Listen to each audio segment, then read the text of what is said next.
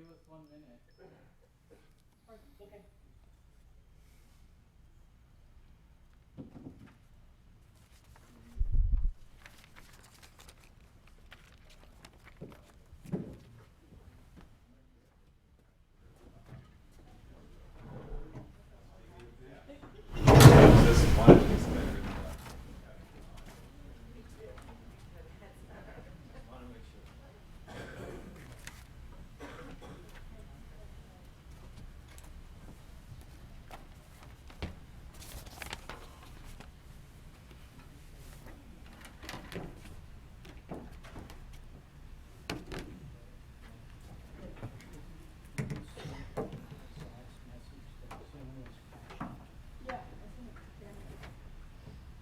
Zach's on now.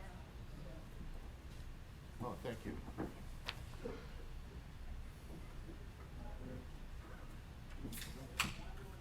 All right, Chairman, we're ready. Everybody quiet. All right, let's go. Well, good morning, everybody, and thank you for attending today's April 7th, 2020 Board of Supervisors meeting, called to order at 9:02. Congratulations. Could I have Supervisor Patel lead us off? Thank you, Mr. Chairman. Hopefully everybody's facing the flag. Ready, salute.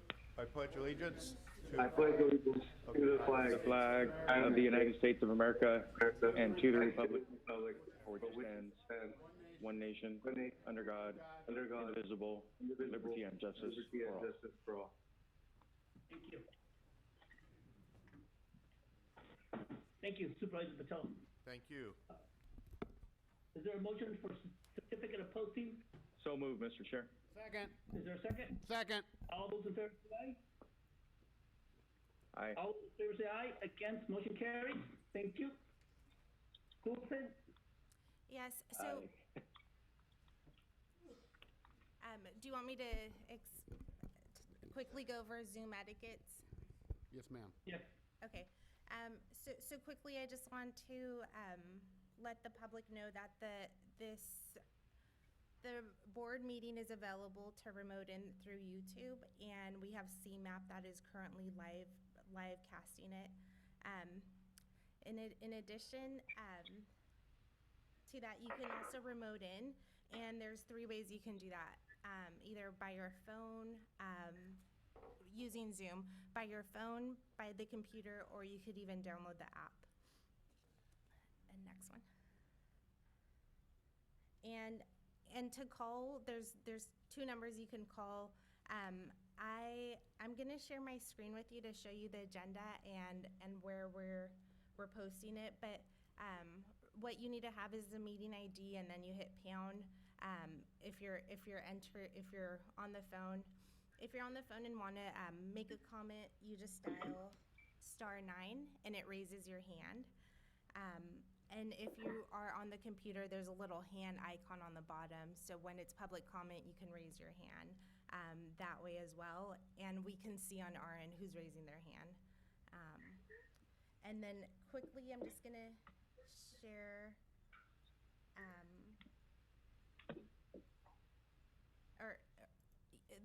the instructions are posted on the agenda, and it has the meeting ID on item number in the beginning of the agenda on page 2. Page 2. Thank you. On page 2, and it has the meeting ID on there, and that's where we'll be posting the ID number is on the second page. Thank you.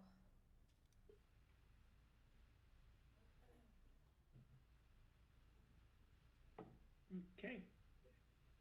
All right. Now we'll go to presentations and recommendations. We have none, Mr. Chair. Thank you. Public comment. This is an opportunity to address the board on items of interest not appearing on the agenda. No action may be taken unless provided by Government Code Section 54954-2. Tuesday or Janet, do we have any speaker cards? We have 2 public comments right now online. Okay.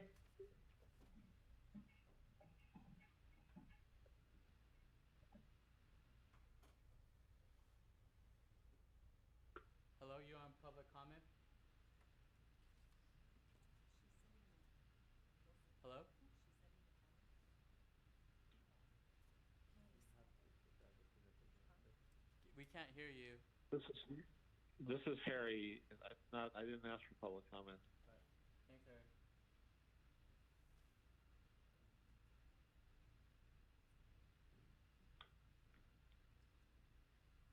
Is there any other public comment from Zoom? Please hit *9 now or on the app. Raise your hand.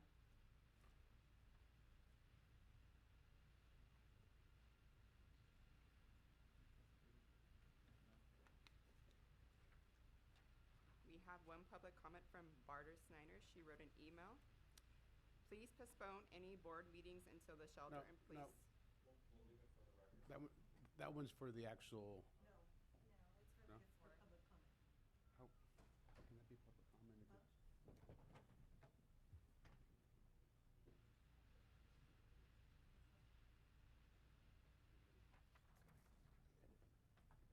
My bad. Oh, my bad. Sorry. This is from Barbara Snyder. Please postpone any board meetings until the shelter-in-place order has been lifted. Nothing you will be voting on in the next few months that are an emergency. It is easy for you to pass items on your agenda without having in-person debates. County residents have a right to participate meaningfully in the public hearing process. Zoom is no substitute for actually being in the room participating. It requires an up-to-date computer with all current drivers. Most people do not have home computers that support the programs your office computers have the ability to support. This excludes many people from the meetings. It may have looked like you had 45 people online, but I was logged in twice. I logged in on one computer, but it didn't properly work with the browser. I tried a second one without hanging up the first one. I only had audio on the second one, which deteriorated and finally cut out. Zoom is a problematic program. It will give you a link to the issues that have came up against Zoom. It is an invasive program. It puts public computers at risk of computer viruses. There is no issue on your agenda that cannot wait. Unless the issue is pertaining to the COVID-19 issue, please postpone it for a few months. Okay. Thank you very much. Any speaker cards? Any other ones? We have one more. We have three more.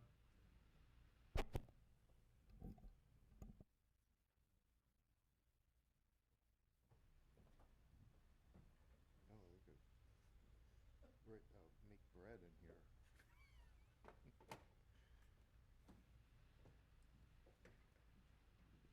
You are unmuted. Please state your name for the record, and you had 3 minutes to talk.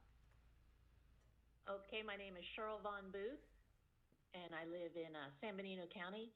And I wanted to talk about the Santa Ana Ranch retention pond. We had spoke there at one of the previous meetings last month, and we were told this was going to be put on the agenda.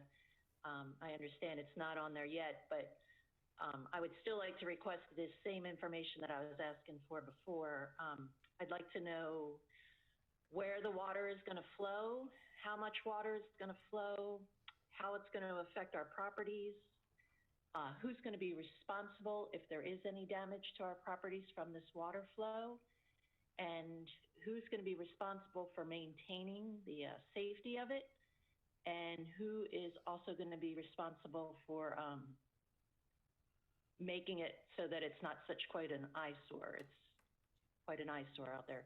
But the most important thing I really want, I've gotten some information from Gary about how much water is going to be, that they think will be in the retention pond at times, but I've gotten no information about anything once it leaves that property line. And the spillway literally butts up right to our property lines, our neighbor's property line, and we've got no information about how much water and where it's going once it leaves that property line. And I think that's all I have today. Okay, thank you. Thank you.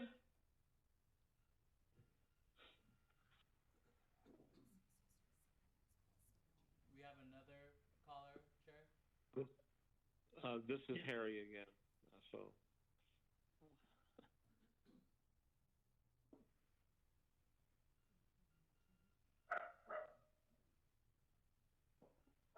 Can you please state your name for the record? You'll have 3 minutes to speak. James Starkey Wolf. I concur that it's inappropriate time to be, during a world emergency, to be dealing in land speculation, and especially after a resounding vote against this land speculation at Bedabel and other places, and jumping zoning codes to All comments regarding the public hearing should be scheduled at that time. so I'm asking that this be postponed till after the world emergency. Comment until the public hearing is scheduled. This is for items not occurring on the agenda. This is regarding scheduling. Okay. Okay, we can terminate this public comment, and they can reopen their public comment at the time that that item is scheduled. Frank, if you could please state your name for the record, you'll have 3 minutes to speak. Yeah, this is Frank Berrigan, but I'm going to be speaking about the Bedabel project, so I guess I have to wait till the end. Yes, you're gonna have to wait. All right, thanks, Simon. Thank you. Next speaker.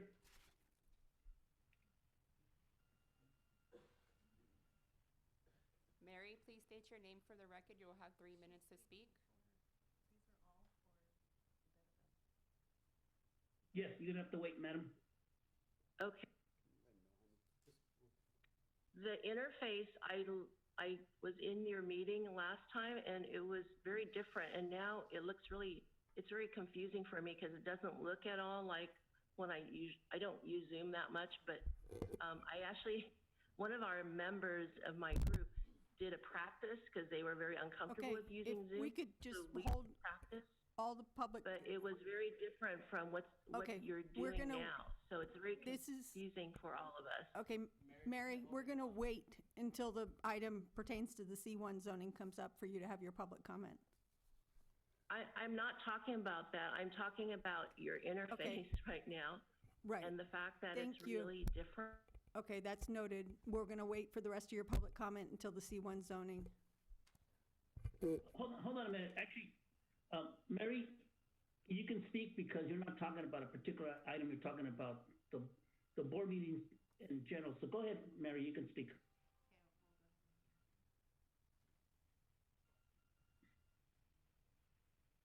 From March 24th, because I was in that meeting too. And I am, some members of my group actually were uncomfortable and tried out using Zoom.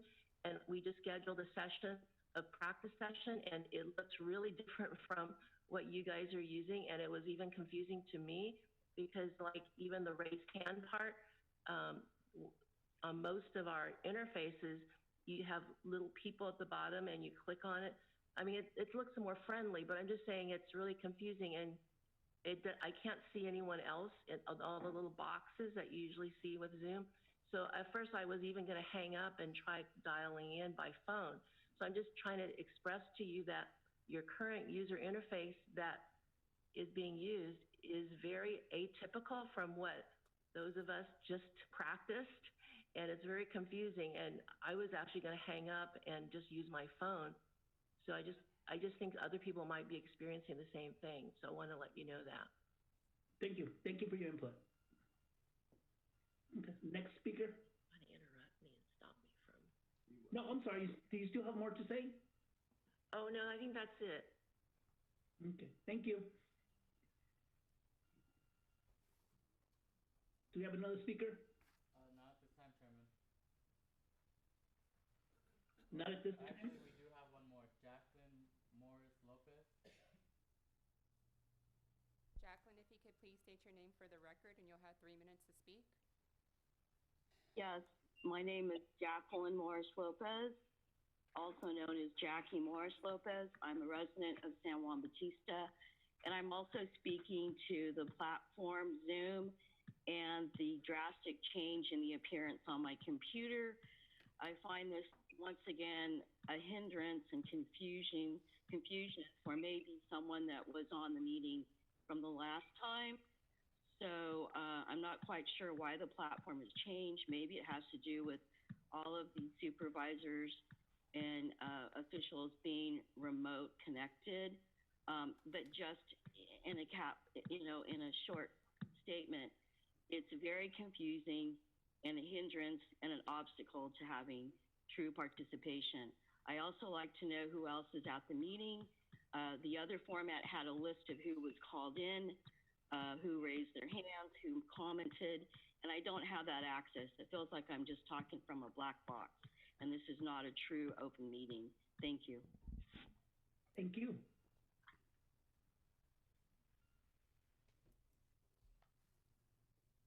Frank? Any other speakers? Yes, we have more. Frank, if you could please state your name from the record, you'll have 3 minutes to speak. Yeah, this is Frank Berrigan, San Benito County resident, District 2. I hear a lot of people complaining about this program, Zoom. My son, who attends Palma, they've been using this for about a month now with no issues. The kids actually enjoy it. The teachers enjoy it. This is my second meeting on Zoom with the Board of Supervisors. I work from home, but I'm actually busy most of the time, so I actually like that I'm able to jump on at the appropriate time to either make a comment or actually listen to the subject matter that I want to listen to.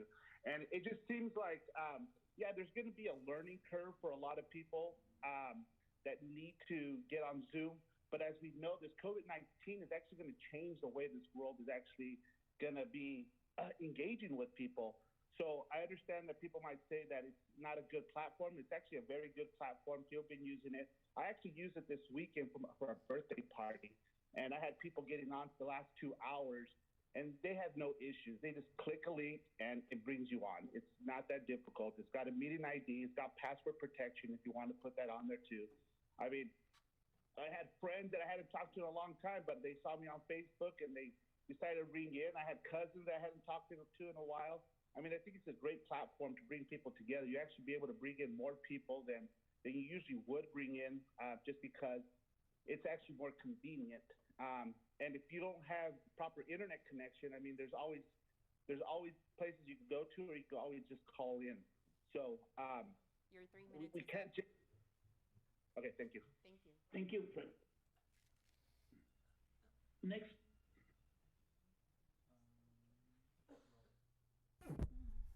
Roland, please state your name for the record. You'll have 3 minutes to speak. Thank you, Mr. Chair. This is Roland Resendez.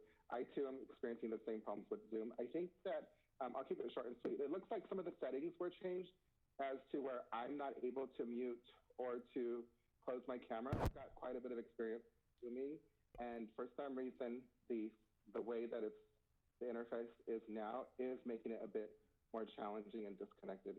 I was trying to watch on CMAP, and I couldn't hear what was going on there, and I'm having a hard time hearing on Zoom as well. So I'm just putting in my experience, but it does look a little bit different.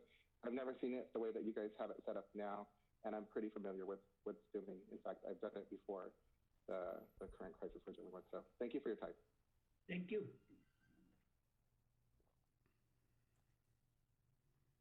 We have any other speaker cards? Yes, we do. Hello? If you could please state your name for the record, you'll have 3 minutes to speak. Andy Shaw, Coron. Do you hear me? Yes. Yes, we do. We can hear you. Okay, I'm going to enter a statement in both this general and when we get to the Beta-Bell, because it pertains to both, and I've been told that I need to read it into the record. So I sent you a memo to the supervisors of the County of San Benito, reason it would violate California's Constitution to enact any ordinances or zoning changes at this time, for that matter, any business. Due to the COVID-19 pandemic, Mr. San Benito Chair, County is I'm under sorry. shelter-in-place Let go. order. This makes it impossible and illegal for citizens to exercise their rights to referend locally enacted ordinances or any other local legislative actions. The people of San Benito County have already spoken clearly when they rejected Ordinance 991 by a supermajority. It is clear that a sizable portion Mr. Chair, this is relative to the Beta-Bell project. It's relevant to both general, excuse me. If it's, I was it's, told that I have to do this in terms of Mr. any Chairman, action. Mr. Chairman, we have to have some order with this public comment. We have a meeting that is Yeah. formatted to run, and we have the item on the agenda, and this is public comment. Otherwise, we'll be here all day long. all speakers, if we could limit the public comment to items that are, Andy, your comments will be you'll be allowed to speak when we get to that subject matter. Any other speaker cards? Not at this time. Okay. All right. Let's move on to consent agenda. Excuse me, Anyone Mr. Chair, there's one other item on there. It's item number F. It's department head announcements. Sorry about that. All We right, just- department head announcements. Yeah, we just have a quick announcement. It's out of our county counsel's office.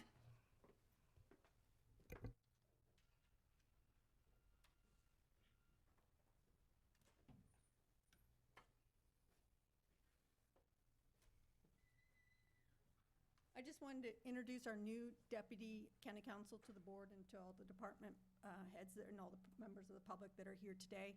Reed Galogi just joined us, our office, as a deputy county counsel, and we're very fortunate to have him. He has extensive municipal law experience. He has worked previously to our office with a firm that specializes in providing contract services to cities. And as such, he had experience with from 2014 to 2019 with the cities of Santa Cruz and Capitola in the capacity of deputy and assistant city attorney, and from 2015 to 2017 as the acting city attorney of city of Half Moon Bay. And previous to that, he also had experience with the city attorney's offices of Goleta and city of Watsonville, and also Santa Barbara at different times since he became an attorney. That's ranging back to 2011. And I also, on his background, he comes to us from Stanford and then Santa Clara University School of Law, where he was a semifinalist in the National Environmental Law Moot Court, and also served as an environmental law research assistant. We're super excited to have him on board. I've sent out the list to all the department heads of which departments he's going to work on. So, thank you. Thank you. Welcome aboard. Thank you for letting me join your team. I'm excited to get to work. Great. Welcome aboard. Thank you. Any comments on the board? Yes, I have one comment, Chair. Welcome. I just want, for the record, I just want to state that Supervisor Bertello and Supervisor Medina are here in public, along with Clerk of the Board and our CAO, our County Council. We have Edgar, and we have Dulce. Thank you. Thank you. And we have one more comment at a county counsel's office as well, Mr. Chair. So. Yes. For the consent agenda. For the consent agenda, item number 5, there was minor changes to the reimbursement agreement that would make it more protective to the county as compared to the last draft that was presented to the Board of Supervisors. And if you want to have details on the changes that were made, then we'd ask, then the board can pull that from consent and have Joel Ellingwood speak to those. But those were to make the reimbursement agreement we negotiated some language that was more protective to the county in that reimbursement agreement. Okay.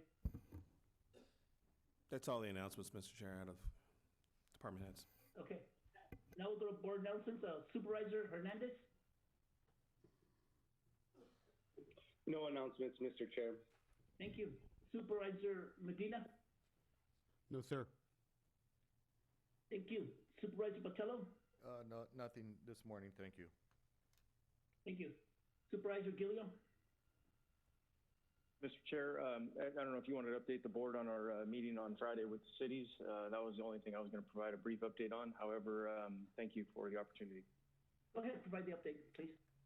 Yeah, so Chairman De La Cruz, myself, the mayor and vice mayor of the city of Hollister, mayor and vice mayor of the city of San Juan Bautista have a weekly Friday meeting just to touch bases and see how each city is doing and if there's anything that we can do better together and perhaps not duplicate our efforts. I wanted to thank the chair for hosting those meetings every week and thank Ray and Barbara. Not a whole lot new came up at this meeting that you won't hear today in our COVID update with our county supplies, state supplies. We talked a lot about personal protective equipment and all the supplies available in the various locations. So we're going to be having a presentation on that today, so I won't double up on the time on that.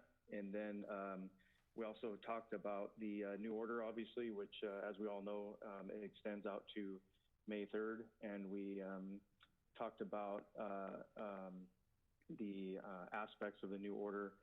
Nothing really groundbreaking came out of the meeting, but I just want to give everybody a heads up that we're having those conversations. I saw, it looked like out of that meeting, the leadership of San Juan Bautista decided to have a conversation about funding and setting aside some emergency funding through the city of San Juan Bautista. I'm happy about that, happy for their leadership on that, and I'm excited to see what they end up doing there. And I think that sums it up, unless you can think of anything else, Mr. Chair. No, my only, to add to that, to your section, is that it's a very worthwhile weekly meetings that we get to meet with all the elected officials and all the other jurisdictions to pull resources together and think about ideas how we can better serve and better protect the community. And I'm very glad that we're starting to meet and have these discussions. And I really want to appreciate and thank all members of the community, including the city of Hollister, the mayor, and also the city of San Juan Bautista and Cali Lamont and all the other school districts for helping out. And of course, our public safety for being there and giving us guidance on the situation. Thank you very much.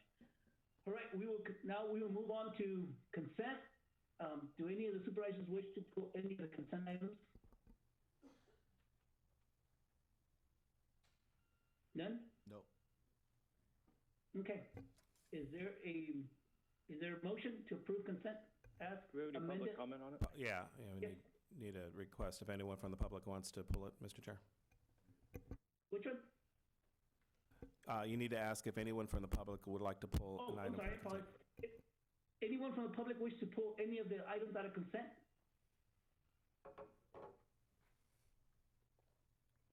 James, please state your name for the record and what item you would like to pull. My hand was up from the last item when I got cut off. I was talking about the legitimacy of this meeting, constitutionality of it. Okay. All right, thank you. All right, let's go back to the consent. Is there a motion to approve consent as amended? So moved, Mr. Chair. Second. Gilio move to approve. Thank you. Do we have a second? Second. Second, Mr. Chair. Thank you. I got a motion by Gilio and a second by Hernandez. All those in favor say aye. Aye. Against? Motion carries. Thank you.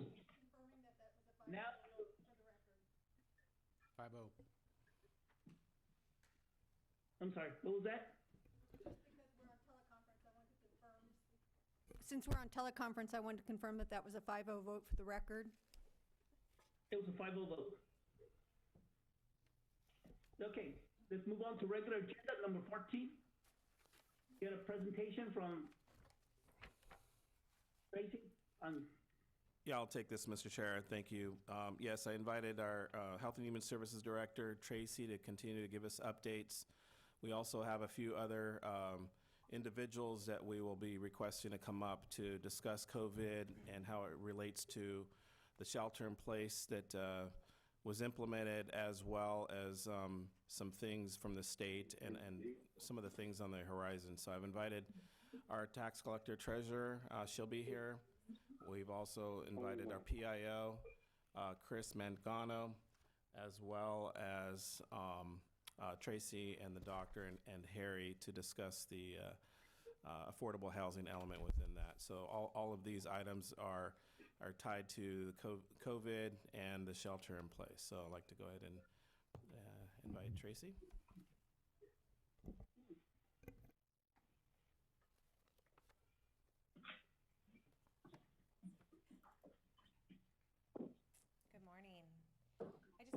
update on COVID-19. We also have, Dr. Marty, our public health officer, on the line if there are any questions for him as well. So I just wanted to provide a brief update. As you all know, we did enter into a new shelter-in-place order. It's not advancing. It's not moving.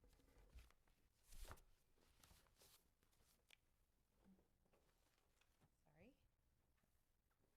Okay, there we go. It is available on our website. If anyone has any questions regarding that, the shelter-in-place order is posted on our website, as well as frequently asked questions. Some California data for you. Excuse me just one second. Can I move this? I can't see my screen. Can you get this off of here? Perfect, thank you. Sorry about that. So just wanted to provide a little bit of California data for you. As of April 4th, approximately 131,500 tests were conducted. As you can see the numbers, there are still 15,000 pending. The state is moving rapidly to get these tests completed, but we are still behind a little bit in the testing. There are 13,438 confirmed cases. This is our county data. This is also posted on our website. We are doing our best to get this posted daily. We don't have a time commitment at this point, but we are doing our best to get it posted timely. We have 13 active cases in our county as of yesterday, a total of 30 confirmed cases, 2 deaths, and 15 have recovered. I encourage you to continue to look at the posting.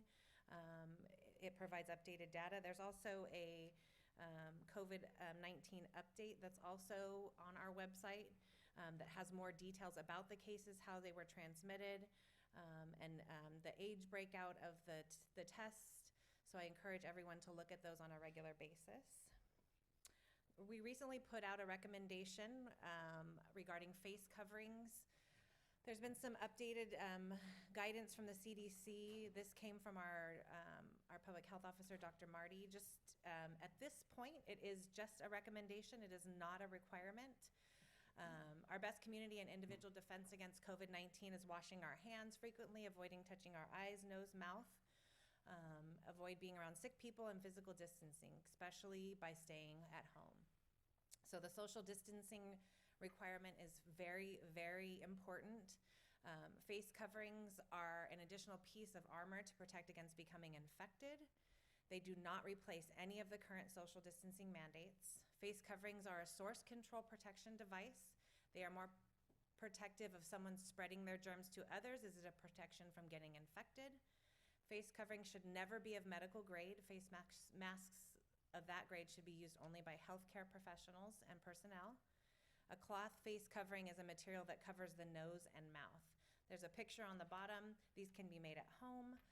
We did send out something on Sunday with some do-it-yourself type of videos that you can look at and make yourself. People are being very creative with how they make them. There's a lot of people that are making them and selling them, so we just encourage people to look into that. The guidance is also on our website. Out of the last meeting, we talked about non-essential business enforcement. The team meets every Monday to staff new complaints and debrief on investigations and next steps. The enforcement team consists of a variety of different county agencies and city agencies. To date, as of yesterday, we'd received 78 calls, 48 calls from the last meeting. There's a table here that shows where the referrals have gone. 9 businesses have been deemed non-essential and have closed their operations. 1 business was initially non-compliant and the city revoked their business license. The business is now closed, and 9 businesses are currently pending investigation. So if you are a non-essential business or have questions regarding being a non-essential business, we have, unfortunately I didn't include it on the slide, but we do have a number that you can call and reach out to, or an email. The phone line is manned by an analyst, and she's returning as many calls as possible. We've received a lot of calls regarding social gatherings.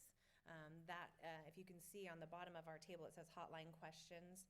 Those are people saying, I want to have a birthday party, I want to have a gathering, an Easter gathering, and we're giving guidance on those. The guidance is you shouldn't have them. So it's best just to stay home, stay around the people that you live with. and social distance if you have to go out in public. As we've said, one person should go to the store at a time if needed to get essential things for your families, but outside of that, we're encouraging everyone to shelter in place. That's it for my update. Dr. Marty's on the line if anyone has questions for him, or if anyone has questions for me, I'd be happy to answer. Any questions from the board? Mr. Chairman, I have a question. Maybe Dr. Marty. Are we kind of observing a flattening in San Benito County with the number of cases, or do we have to kind of expect a little bit longer timeline to see that occurring? Hi, this is Dr. Marty. Can you hear me? Yep. Yeah. Yes, we can hear you, Marty. Oh, great. Okay, so we haven't seen a flattening yet. We're still seeing additional cases, but it's the rate of the number of cases, and it's hard to say yet. Statewide, we are starting to see some flattening, and I'm sure because of what we did and what we did very early, we're just not seeing the numbers of cases that we would. That we're not, we haven't reached a peak yet in the state or locally, so we still have some time to go, and we have to remain very vigilant. So we continue to see cases. A lot of them have been contact cases that we already know about, say, that are in a house that we're isolating, and there maybe were family members that have developed some symptoms. That's to be expected. Over time, with all of the social distancing, I expect the numbers, hopefully, to start dropping and flattening, because people are keeping themselves away from others, and that's the way we're going to prevent one infection jumping to someone else. We're concerned, and the reason we put up the facial masks or facial coverings is because we're finding more information about people being able to spread the disease who are absolutely asymptomatic, meaning they have no symptoms, or who are pre-symptomatic, meaning within probably 48 hours of not having symptoms, they may develop symptoms. So for that reason, putting on that mask, if you are one of those persons who are spreading it, you're going to keep from hopefully giving it to someone else. And of course, if you are spreading, then you're protecting your neighbor, and by them putting on a mask, they're protecting you. So it's an extra piece of precaution, but long answer to your question, not yet. Haven't seen the flat. Okay, thank you. I have one more follow-up question, Mr. Chairman. Yes. We put in order with last week, a little bit more higher standard of the order at the shelter at home and restrictions on business. I think we had some modifications to that, and maybe we better explain that to the public probably at this point, if we could kind of summarize that.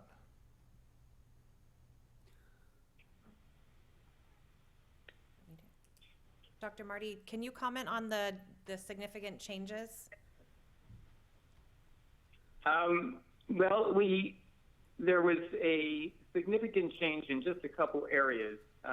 We added, there wasn't enough on the agricultural sector from the standard order that was issued around the Bay. And so we added language to that effect, basically saying that those are essential services, the packing companies and the various specific agricultural units that we have and functions in the county, but that it's very important that within those areas that social distancing be maintained. And of course, in addition to just saying sheltering in place or social distancing, we were requiring businesses to come up with following actually a standard protocol that was submitted with the order, and to develop guidelines for that establishment. So it could have been agriculture, and more often it's the grocery store, the pharmacy. So if you probably have been to some grocery stores, there are lines, people spread out, and only certain numbers of people being allowed in at a time, and the provision of hand sanitizers. And this is for the protection of the individuals who work there and the people coming in. And then on the construction side, had a lot of discussion regarding what is essential and what isn't. And there aren't that many. I've been told, again, this is a new area for me, but talking with RMA and looking at the individual construction areas, that we are working with the developers, and those that have the 10% designation for low-income multi-unit or single-family homes, again, the provision for providing very specific protocols to protect those workers so that they understand how important it is to stay safe. And the developers are doing a great job. They've come up with their own protocols written with diagrams, and we hope that that will keep everybody safe, and then these projects will continue. Thank you. I think that, Tracy, I think that Yeah, those I are think the that's, main changes. I may be missing, I'm not sure if I'm missing anything. Mr. Chair, can you put me in line when you get an opportunity? Thank you. right, I think those are the key changes that were made. Again, it is available on our website. And the Appendix A, which is the requirement for the social distancing in the essential businesses, is also attached. Our enforcement team, if they are going out to essential businesses, they are ensuring that it's posted somewhere. That is a requirement of the shelter-in-place order as well, is that it's posted and they're following the guidance. So far, it's been successful. Very good. Thank you very much. That answered my questions. I thought I should kind of reiterate those points. Appreciate that. Thank you. Thank you. Thank you, Supervisor Vitello. Supervisor Gilliam? For Tracy and for the doctor, I was wondering, are you aware of how many private locations, obviously the hospital is one of them, are actually testing individuals? And the reason I'm asking is I saw Monterey County, I believe today at their supervisors meeting, they're considering an ordinance to make it so that anybody who is testing privately also has to share that information with the county, and it's not HIPAA information, it's, you know, how many tests have been tested, how many were positive, how many were not positive, how many were inconclusive, et cetera. Just kind of the same data that you're sharing with the public. Are you aware of how many folks privately are testing, and is that something that we should be taking a look at? This is Dr. Marty. Yes, we are aware. There are a number of private labs that are doing this. They are required to report those results to us through the state already, so we're aware of them. The problem right now with those, many of them like Quest, is that they're taking a long time. They have we heard there was a backload in the tens of thousands of those tests, so that it's holding things up a bit. So when we want something done more quickly, then we will look to a public health lab, and the lab we're using right now is through Monterey County, and they've been really great about doing this. We also have some other labs, like Stanford has an available lab. They're charging a bunch of money for their tests, so we're trying to avoid them, but they are available, and they are all required to report to us, so we get that data. And all of the tests, I might say also that all of the positive test results are entered through the state system, which is called CalReady, so we get all of those results. My hope is that very soon we will have that in-house test, meaning that Hazel Hawkins lab itself, which has the machinery, and just waiting for some reagents, and I'm not sure exactly what else they're waiting for, but we'll be able to do a lot of tests in-house and very rapidly. So we will be able to increase our testing capability and do the tests right there in the hospital and get the results within hours. So that's what I am shooting for, and hopefully we'll have that up and running soon. I ask about that every day. That's great news. Yeah, I think one of the questions is as testing becomes more available, and I don't think we're quite there yet, especially in our area. However, but I think in the near future, the hope is you'll be able to walk into a private doctor's office, get a test, they'll be able to process it through a compact machine that's becoming available. I know they're not quite widely spread yet.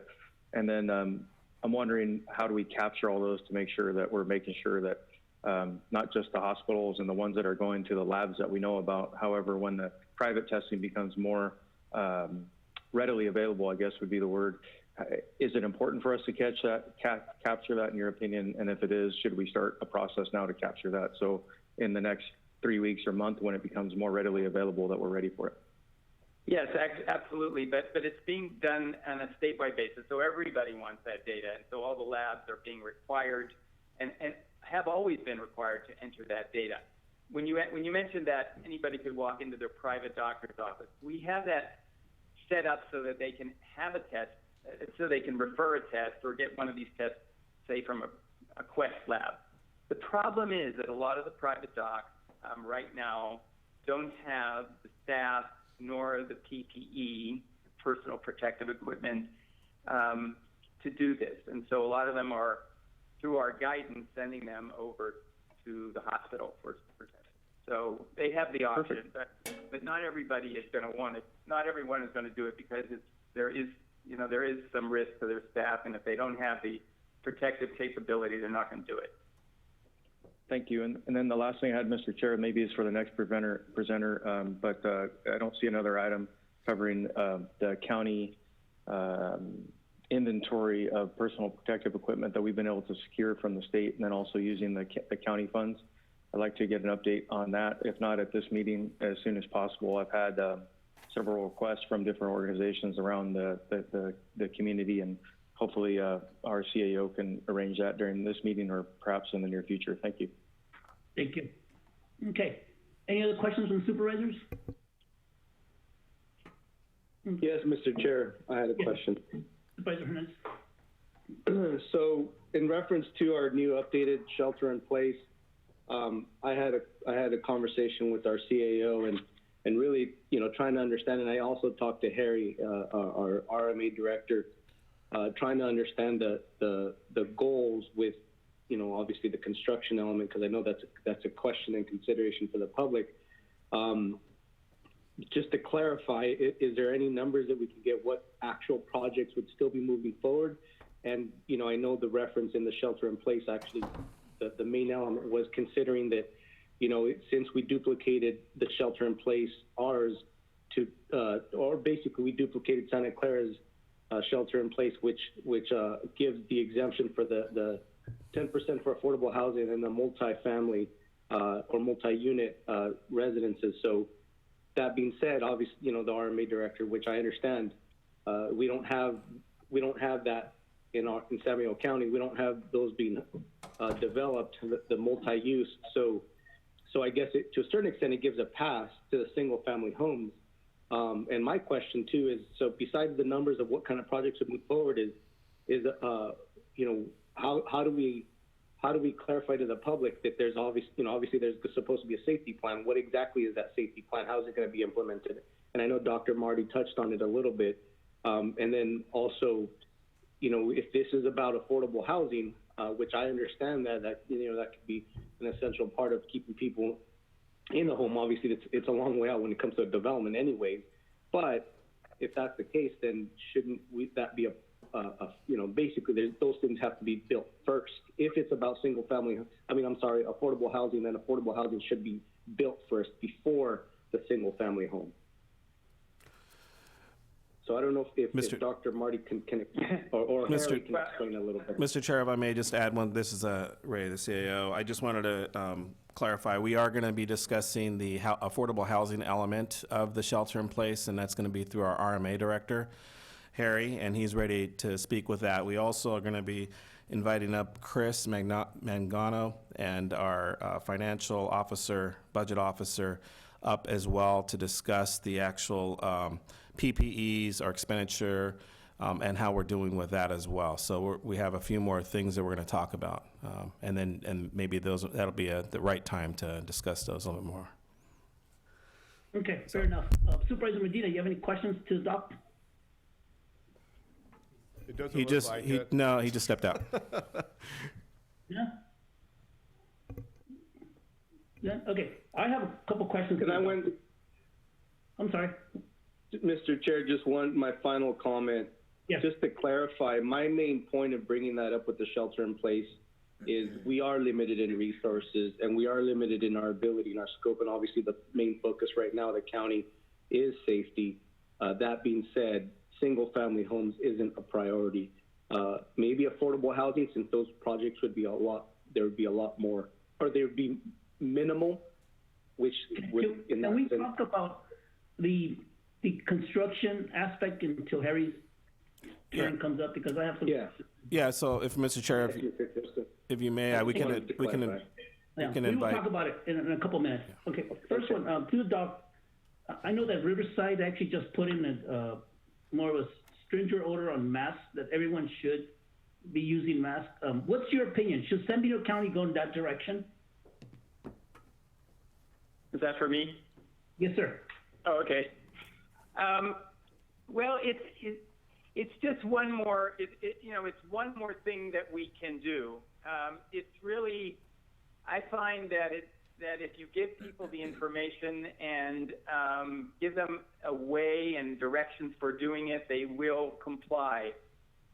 It's at this point, everyone is using it as a recommendation. The CDC is using it as a recommendation. We don't want people to think that that's in place of anything else. So I think it's evolving. I think the first thing to do is give people an opportunity to get comfortable. After all, we're not going to provide all these masks. We're not going to provide the materials. But people are very industrious, and I'd like to wait and see how they respond before we make anything required. Because who's going to enforce that? And does that mean if you go, right now it's basically if they go outside and are in a situation where there are a lot of other people around. So I think enforcing that at this point would be difficult. Mandating it would be confusing. Okay, and then my next question is, I try not to go out, and I usually send my wife to go out and buy groceries, but every once in a while, her and I will go because it seems like that's our only social event for the last 2 or 3 weeks. I come, and this is guaranteed, I come across a lot of employees, Lucky's, Safe Mart, Target. They all appreciate what the county and the city's doing. But somehow they all say that management is on board on making sure that safety of the employees and then of the public is most important. But somehow they feel that the county and or the city should give a stronger stand on making sure that stores also protect the best interests of the employees. Like example, the 6 feet social distances, where someone goes up to the cash register and pays for food, they're within the 6 feet, and so they want to know, is there any other tools available to a lot of these private businesses that the employees will wish that the county can implement? Yeah, that's a good question, and absolutely, to us, the employees are just, if not are equally important, and that's why those protocols have to also have plans for protecting those employees. These businesses are using all kinds of creative ways of trying to figure this out.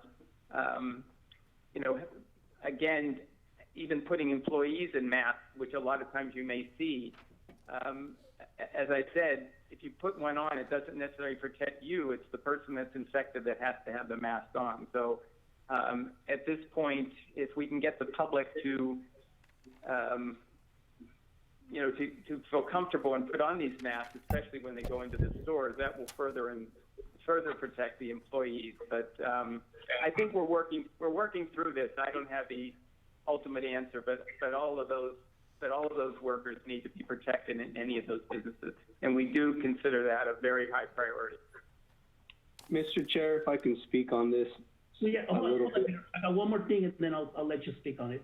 And then also on that note, from the grocery stores and all other type of businesses, and I know, like for example, Halls of Supers now has that. They have marks on the ground where you have to be at least 6 feet separation, and don't allow certain people go in. I think we need to do, as a county, as leaders of the community, I think we need to put that across the board and implement it to all other stores and say, we want you to only allow a certain number of customers come into your store, have those 6 feet separations on the floor, and furthermore, and protect the employees a little bit more than what's done right now. That's my opinion, Doc. I need your help. I think we need to do that. You make the decision on how, what's the best interest of the community. I know there's a balancing act between public health versus profits for business. But at the end of the day, we're all in it here to protect lives, and so I need your support. I need to make sure that. Yeah. I totally support that. No, I totally support that, and they're supposed to do social distancing. So if they have to put a line there to show where 6 feet is, so be it. Let them put a line there and have some of these stores are even using one-way aisles so that you don't come in contact directly with somebody else. So there's all kinds of ways, but I totally support that. And as far as letting the number of people in, again, it depends on the size of the store. So some stores can handle a few more people in there because they're larger, but a certain limit number of people so that they don't come into contact. Absolutely. And that was supposed to be part of that protocol that the store was putting up. So we can certainly talk about making sure that people understand that. That is on the current order. I think we need to put it in writing, and I think we need to send it out to all the businesses to make sure that we have a united stand, and it's also this place very important that the city hall should comes on board and work with us to make sure that everybody's following suit. If I could make a comment, I believe that the chamber sent out the Appendix A social distancing requirement to all the businesses. If they are an essential business, they must abide by the order. And the order applies to all essential businesses to create a social distancing environment in their storefronts. So if you go into a storefront and see that that requirement is not being met, you should call our enforcement line, and we can ensure that they're doing that. Some of it just may be smaller businesses that aren't aware, but it's more educational. The order applies to all essential businesses now. It is in place, and the appendix applies to them as well. So we can help by spreading the word. If you know of a store or an essential business that isn't abiding by it, just let us know, and we will make sure that we get the information out to them. Okay. Supervisor Hernandez? Yes, thank you, Mr. Chair. I wanted to speak on this just from experience, from personal experience. My business, we had a Zoom meeting, which actually worked out pretty well with my staff, and you know, after speaking with the mayor, I sensed that was going to be the sentiment. So for me, basically, I agree and understand your reasoning for trying to come up with more rules. Ultimately, rules depend on the person, on the people that follow it, and I believe we should have definitely rules, but ultimately, I think the public has its own way of influencing each other, whether it's into good habits or into bad habits. My point is the cultural response is growing, and ultimately, I think once people start implementing and then coming up with best practices and they share those best practices, then I think it's going to become by default, it's going to be a good engagement process from the public, and trying to simulate basically the sentiment of the county to protect the public. I mean, so as far as an example with my business, I right away had this meeting with my staff, and the Zoom meeting, and we basically talked about now having the facial mask. We actually try to make it fun, and we said, well, if you have a really cool, a scarf or something that has logos on it that represents you, put it on, turn it into a face mask. I actually even committed to them, and I said, I'm going to try to come up with a really cool logoed mask to wear that has, Ohana Cares on it, and basically something that tries to make it a little bit lighter, but obviously with a serious intent to protect the public. And I clarified to them, this is not going to protect them. This is more about them protecting the public and ultimately protecting each other. But this really just, and I would say the biggest sentiment of why I referenced this, the importance of them of taking this serious, is that it lets the public know that the businesses care about protecting protecting the public's health, and I think at that point it creates a greater opportunity for the public to respond in a way that ultimately we want, and that's everybody protecting each other. Thank you, Mr. Chair. Thank you, Supervisor Hernandez. Yes. Okay, and I know that the ag community is exempt. I know that, but I also believe the ag community should step up to the plate and help us out in providing best practice and PPE to the employees to making sure that this doesn't get spread out. That's my opinion. Well, just to speak for the ag department or the ag industry, we're exempt. Yes, I work for an ag company. but we do have to follow by certain orders. I mean, we have to have distancing, we have to have PPE, so all that stuff fits in the order. We have to, all essential businesses have to have a plan. The plan actually has to be posted, correct me if I'm wrong, ma'am, has to be posted on our doors. We have to abide by them. So when you're speaking of the ag industry, we are following the orders that were sent in both Monterey and San Benito. Thank you, Supervisor Medina. Okay, is there any other questions of Doc so we can move on to Harry? Okay, Harry?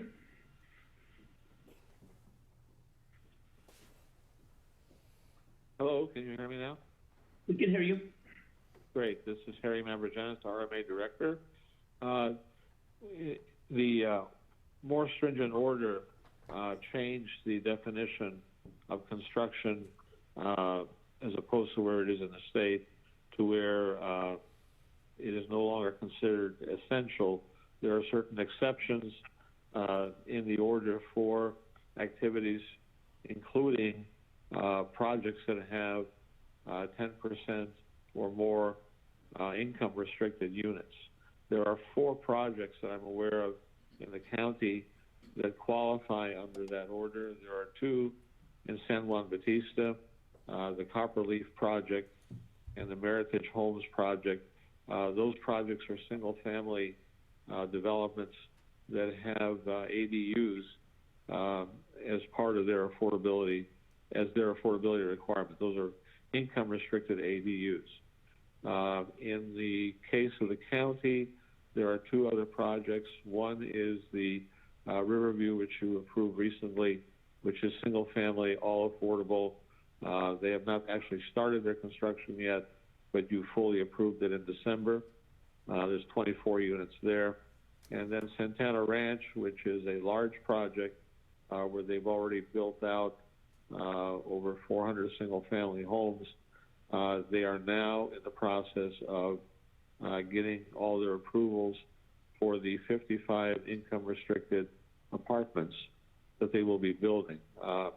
We have made final comments on their grading plan for the affordable. The design plans have been approved, and they'll be submitting their working drawings on the affordable project shortly.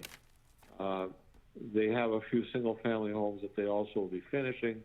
And, of course, the connection is in projects like this, you need the market rate units in order to develop the affordable.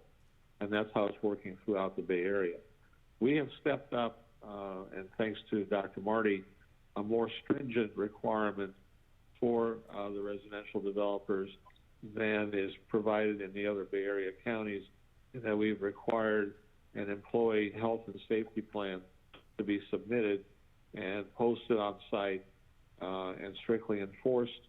All these developers have submitted their plans. We've run them through county health, and we have finally approved them for the projects.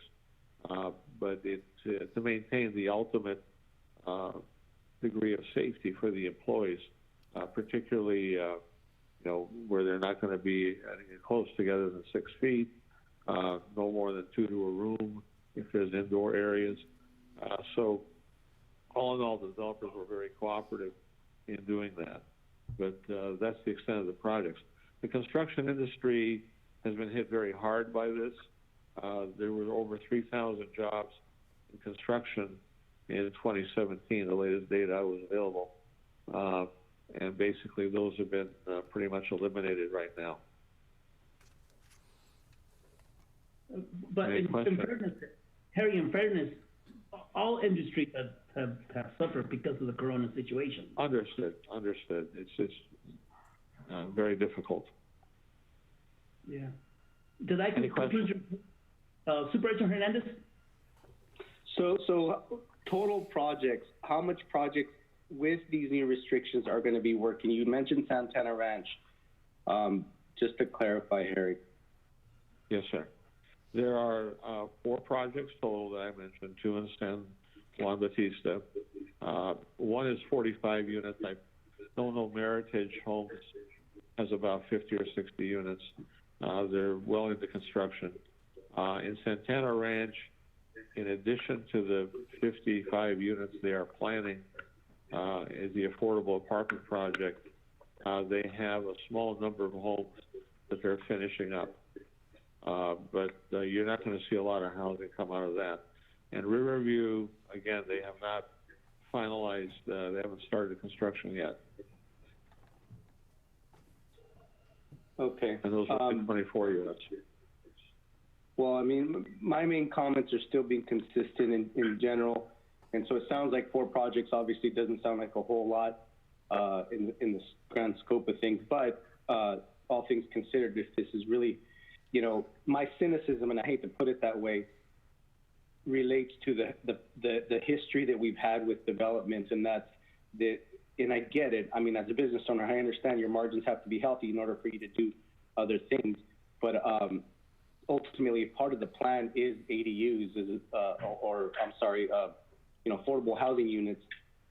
Then I think there should be a lot more wisdom from developers to be able to implement affordable housing from the get-go. Whether that means you're building a certain section of housing and you're starting already the process of building parallel to that an affordable house, you know, and then, you know, obviously the amount of affordable housing units is always going to be a whole lot smaller than your market rate homes. Then why wouldn't you do it in symbiotically, like, in parallel? So why do they have to wait till the end of the line? I mean, obviously in my mind, it's a self-answering question, because you're going to build them at the end of the line because you're not going to make very much money. So you're going to focus on the ones that you're going to make a whole lot more money on. I think that's hurt our community. So I think my point is going forward, even beyond this coronavirus crisis, we need to have a whole new game plan that allows for these developments to happen parallel. Because now we're basically dealing with the implications of allowing developments that are happening. Ultimately, that single family homes really are not a priority to the public to be built. And that's the clear message that I know that I've gotten even when I was campaigning. So anyways, I just feel like this needs to be a refocusing of how we're going to reprioritize developments. Thank you, Mr. Chair. Thank you. Thanks. Harry, my perspective on this one is that we have a coronavirus shelter in place per se, and we have actually made it a little bit more stringent as we have moved forward. And the Board of Supervisors at the last meeting, in concert, agreed to exclude the low-income affordable component of it, and the doctor agreed. And somehow in the transition, you were able to meet with the doctor after the meetings and then change the language. And so I'm a little concerned about that, Harry, I'll be honest with you. And the other issue is that I think in light of the corona situation we're having today, I think we should work on building our low-income housing first, and then everything else should wait. If I may respond. Yes. Hi, can you hear me? Yes, I can hear. Go ahead, Harry. Yes. Yeah, in the case of Santana Ranch, their development agreement requires that they build the affordable before they can build any units beyond, I think, 460. They've built almost that number right now. So the Santa Clara County ordinance allows major projects to be built that have not only housing but even retail, as long as 10% of those units are affordable. You can't build just those 10% units. You have to build the whole project. And in fairness, in our case, we didn't have any development agreements like that. Ours, the limited numbers that we've had have been single family, but they have been responsive in terms of developing their plans and moving forward, as I said earlier, with the affordable component immediately. So I think we're at a point where they're not going to be able to build any more single family until those affordable units are done. And then there'll be another phase in the future where they'll have to build, before they can build a certain number, they'll have to build another 55 units. Harry, we're not, I can't speak for the board, but I'm not asking to stop development. What I'm asking is you build the low-income housing first right now because of the situation we are in now. What happens in the future, that's a whole different policy that the board's going to be making down the road. But right now, sure, I'm saying that is because of the corona situation, because we are in a shelter in place, and because we're trying to prevent the spread of this corona, we can sacrifice some of these activities, and I think every industry should pitch in and help out. A lot of businesses, a lot of members of the community have sacrificed and made commitments to ensure that we control this corona, and it's time that everybody's also comes in and participates. That's all I'm saying. Okay. Mr. Chair, can you put me in line? Jim Gilio, thank you. Yes, Mr. Gilio, Supervisor Gilio. Yeah, so the project that on Southside Road, 23 affordable units, I don't think anybody on the board, I don't want to speak for anybody, has any issues with that project. It's a CSDC project that was approved 100% affordable, so we need to get that rolling as quickly as possible and keep it moving so that we can get some of our folks that are having trouble getting any affordable housing in our community into those homes as soon as they can be built. And even a 2 or 3 month delay could be a strain on a family that may not have a home now that can get one of those homes. I think the project in question that the county controls, so to speak, is the Santana Ranch project. The other two projects are within the city of San Juan Bautista, and they have the ability to deal with those. It seems like a good opportunity for us. I don't know exactly how many units we're at on Santana Ranch, but as Harry said, there's a trigger that they have to build affordable after a certain number of single family are built. My opinion is now is that we allow them to work on the single family, even if it's not single family, I'm sorry, affordable, which I believe is multifamily apartment type units now, and let them work on that now, because those are the units that we need that are critical. We're not in a hunger right now for single family non-affordable or just non-restricted units. And they're close enough now where I understand that they either have their grading permit, is what I was told, or they will have it very shortly, and they can actually transition their workforce over to the affordable. And maybe that's a great opportunity for them to get going on the affordable now if they're close enough to that trigger point. And perhaps they'll cooperate and start working on the affordable. And if not, is single family something that we need to focus on right now? That's a question that I think the board needs to answer with the guidance of our doctor, because ultimately he's the person that I'm relying on for the safety of the community. Thank you. Thank you. And I agree with you, Supervisor Gilio. The problem that I have is that the board will issue some recommendations and guidance with the doctor, and then either Harry or other staff members will talk to them about developing some other guidelines. And so I just want to make sure that the board, the doctor, and the county staff, we are all on board on the same page. And I just don't like no surprises, as I was surprised in how the language has changed about construction and affordability phasing out. Jaime? Yes. I don't want to get into the politics part of it, but did you speak to Harry and the doctor prior to this meeting? Yes, I did. And what was the answer?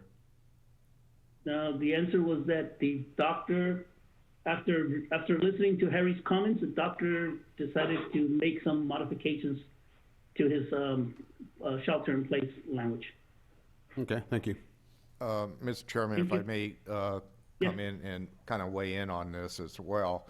And my understanding is just what our RMA director emphasized, that Santana Ranch, which is the project that the county is in the county, and what we have oversight on, is very close to the the affordable housing component, maybe with just a couple more single family homes, which they probably have already are under construction. And what I am really worried about is that we're going to go into a recession. I don't think there's any question by any economists at this point in time. And as you remember, we were serving together on this board at the last recession. All of a sudden, everything's affordable. with foreclosures, vacancies, and I don't think there's going to be a huge demand going forward for time being to build some of the housing units that we've been seeing in our community. And but if we could encourage our builders to address the affordable housing, I'm real comfortable with that. I think Harry and Dr. Marty have worked on some language that safeguarded the construction trade, and if they're comfortable with it, I'm going to be comfortable with it, as long, and it seems to be workable for, you know, the people that from the private sector as well. And if they're following those rules and standards, I think we got to see how this plays out. Okay. All right. Thank you for your input. Any other input from the supervisors? Mr. Chair, I have a couple comments. Thank you. I wanted to echo your sentiments, and I appreciate your leadership, Mr. Chair, on, you know, basically what I interpret from what you're sharing is that we just want to make sure that we have a good conversation with the Board of Supervisors, and they understand that whatever they support, that's basically what goes out to the public. And if there's all of a sudden a difference or a pivoting, that we understand what's happening, and those decisions are basically, that conversation is had amongst the supervisors before the order gets changed, because I was definitely thrown back a little bit when the order was changed, and I get it. It wasn't to a certain extent that there was valid sentiment from our RMA director, so I'm not disagreeing with them, and I wouldn't even I'm not even trying to argue for us to change it back. But what I am saying is to reprioritizing, because ultimately we're the ones that are going to have to deal with the public and their questioning of our rationale. And then, you know, if we're not on the same page with our department heads, then to a certain extent, we're not going to be very good at articulating exactly why these things are happening. And I think that hurts the board, and that hurts the public trust. So in order for that to stay intact, there needs to be a healthier conversation. But my other sentiment is, and it's consistent with what Supervisor Botello was mentioning, is yes, we have to be concerned about a recession. We have to be concerned about how do we prioritize our local goals to make sure that we have a stable, healthy economy after this pandemic crisis. We have to start to game plan for that. So all things considered, I mean, basically, and I've been consistent, the single family homes, they've been a big part of the problem in our community, growing problem, because ultimately what that means is we have homes that are being built that deliver a very, the impact fees that we get from homes are so little that they don't really help us deal with the impacts, especially since it's, you know, we need things that are going to generate revenue all the time, not just once. And so my main point is we got to really reconsider what are the things that are helping our community stay financially stable, and ultimately what that does, even in reference to the public health crisis, how do we protect the public health while having a healthy funding stream to have staff working, to have our vital services being provided. All of that is very, very necessary to make sure that our community is being serviced and our hospitals are still open, that they're getting the equipment that they need. We've already had an account and experience of what it means, or actually there's many examples of what happens when in a crisis, where do resources go? I mean, we were supposed to get the National Guard, and all of a sudden now we lose them. Now we're getting the Conservation Corps because the state pivoted and changed its mind. And to me personally, I feel like we need to have a stronger local plan because we can't depend on the state and the feds. Not to say that we don't want to partner with them. That's not what I'm saying at all. But we know that ultimately the electorate, the votes, are higher in these higher population areas. So the moment that these crises happen, everything gets rediverted to them and away from us. And what are we going to do besides, what are we going to do to respond to that? Or should we be more proactive and come up with a game plan that makes us a lot more self-sustainable? Sustainability is such a strong word in our culture today. Well, what about financial self-sustainability as a community? Those are my comments, Mr. Chair. Thank you, Supervisor Hernandez. Very well point. Thank you. Ever since the I just have one more correction, I should say. Harry?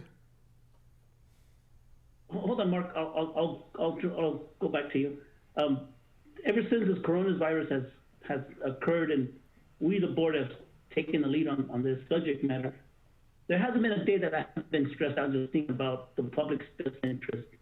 Every day, every meeting that we have, we always talk about how we can eliminate the spread of this coronavirus. And every time we talk about that, there's always two sides to that coin. You have one side, which is the public safety. What can we do to protect the public, and what can we do to make sure we don't have any more deaths in our community? And then the other side of the coin is what can we do to protect business community, the development community, the opportunity to have businesses make a living. And that's a balancing act. And every day when I go to sleep, or every day when I wake up in the morning and there's another meeting, it's time for me to talk to Ray. It is a tough and challenging moment today, because every decision you make, you got to balance what's in the best interest of the public and saving the life, and at the same time making sure that businesses don't close. And I'm come to the point that, to me, my position is really about saving lives. That's what it's all about. That's how I feel. Supervisor Medina? Oh, I just wanted to correct Harry. Sorry about that. That's it. Owner shall complete construction of 50% of the affordable units prior to commencing construction of the project's 500th house. So it's 500, not 460, Harry. Just for your information. Sorry about that. Mr. Chair, could I interject as well for something? I just wanted the board to realize that when we were developing that last public health order, that everything was moving very quickly. And that's part of the reason that the department heads didn't have a chance to see it even before it was presented to the board. So it was being developed, and I understand where the board's position is on that. But just because of the time frame, that was also some of the constraints of the last board meeting. And just to chime in, we did say when we left here, it was myself and I think Supervisor Bertello and Supervisor and Jaime. I look at that, we said we would follow the doctor and the Harry's orders. If I correct, right? Am I correct on that, Supervisor Bertello? Yeah, I believe so. That's right. There's some specifics that needed to be worked out.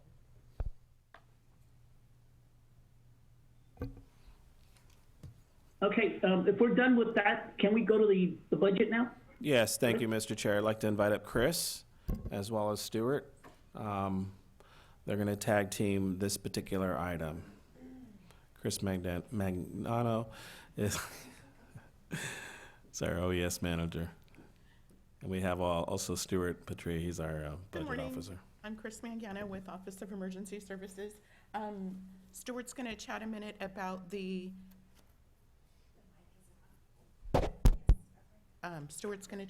financial piece to it, but I just wanted to share with you a couple things.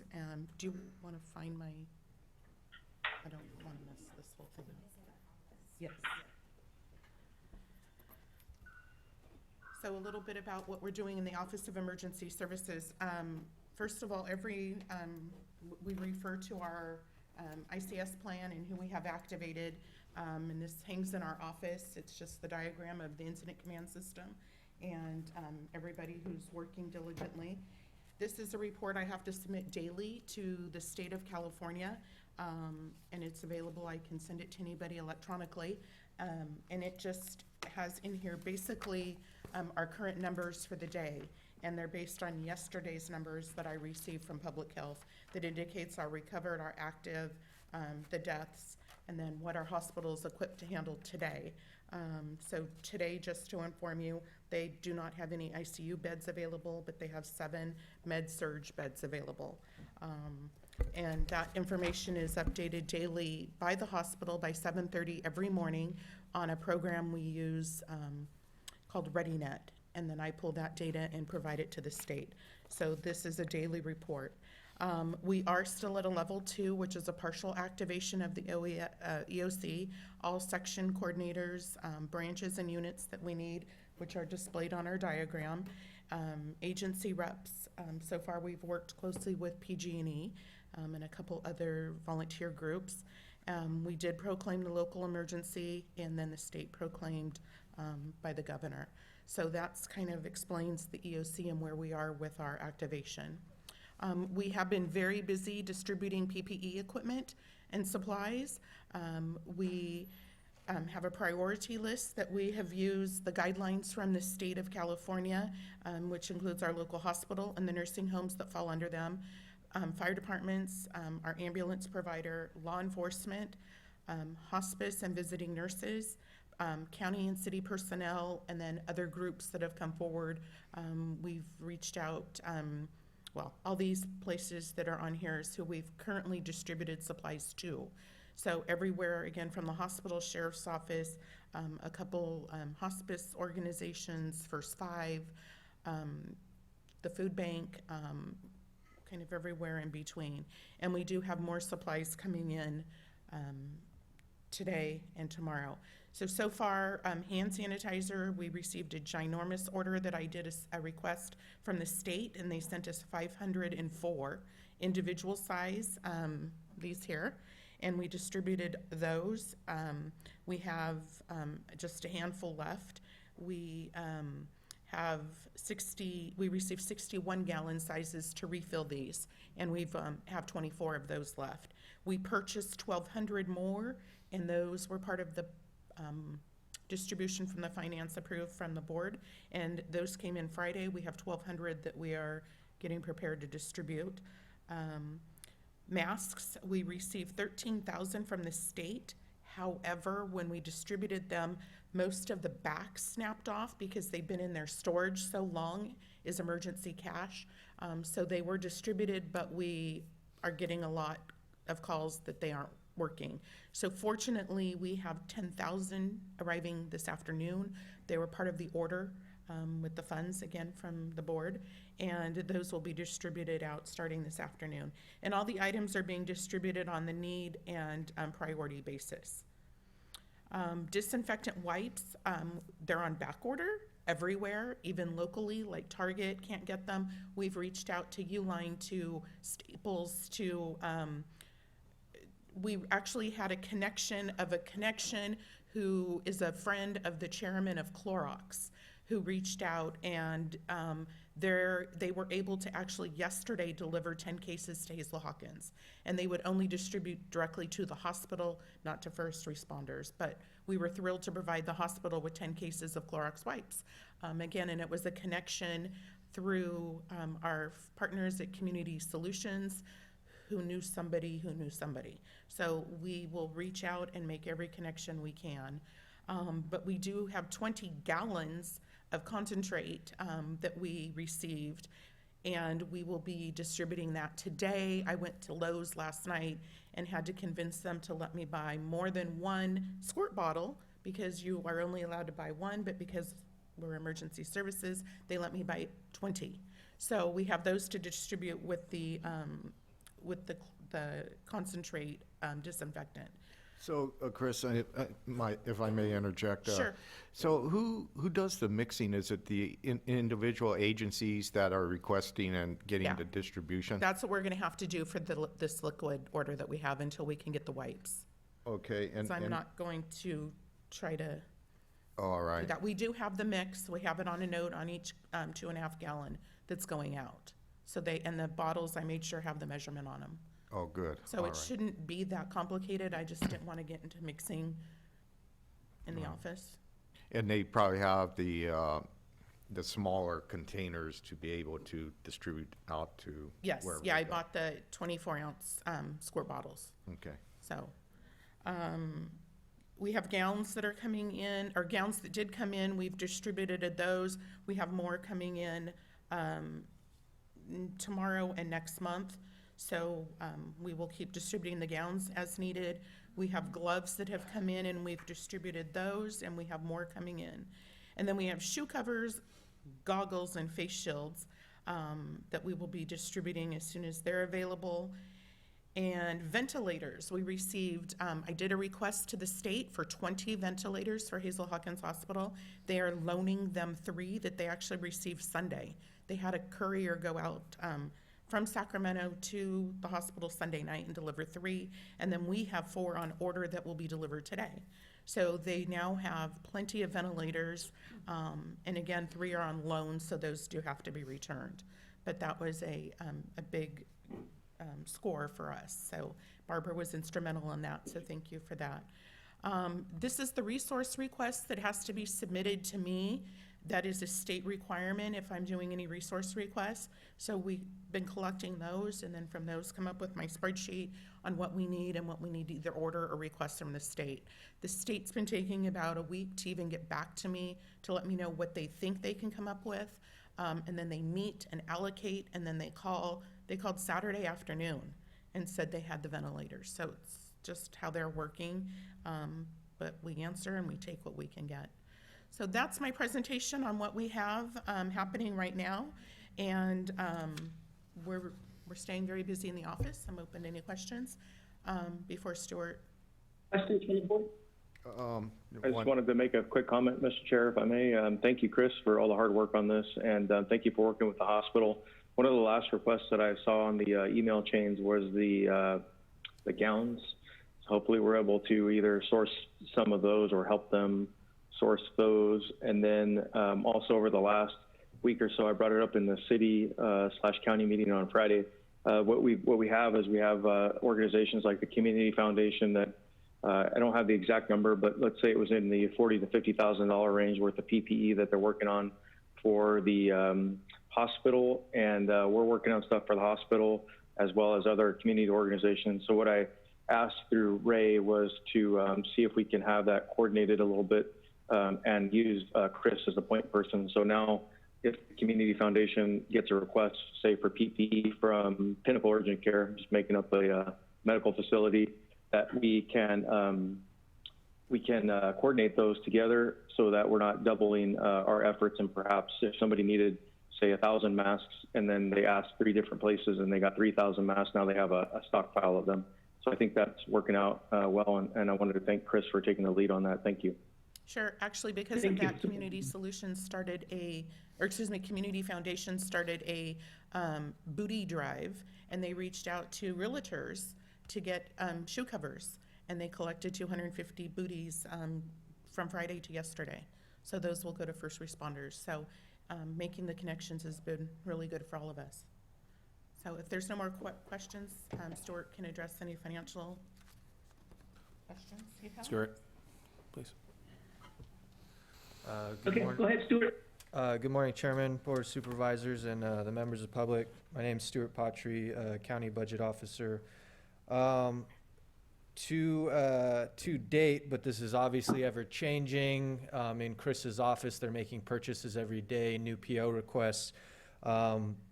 We have spent approximately $415,000 of the initial $1 million. This includes, though, POs that we have encumbered and have outstanding.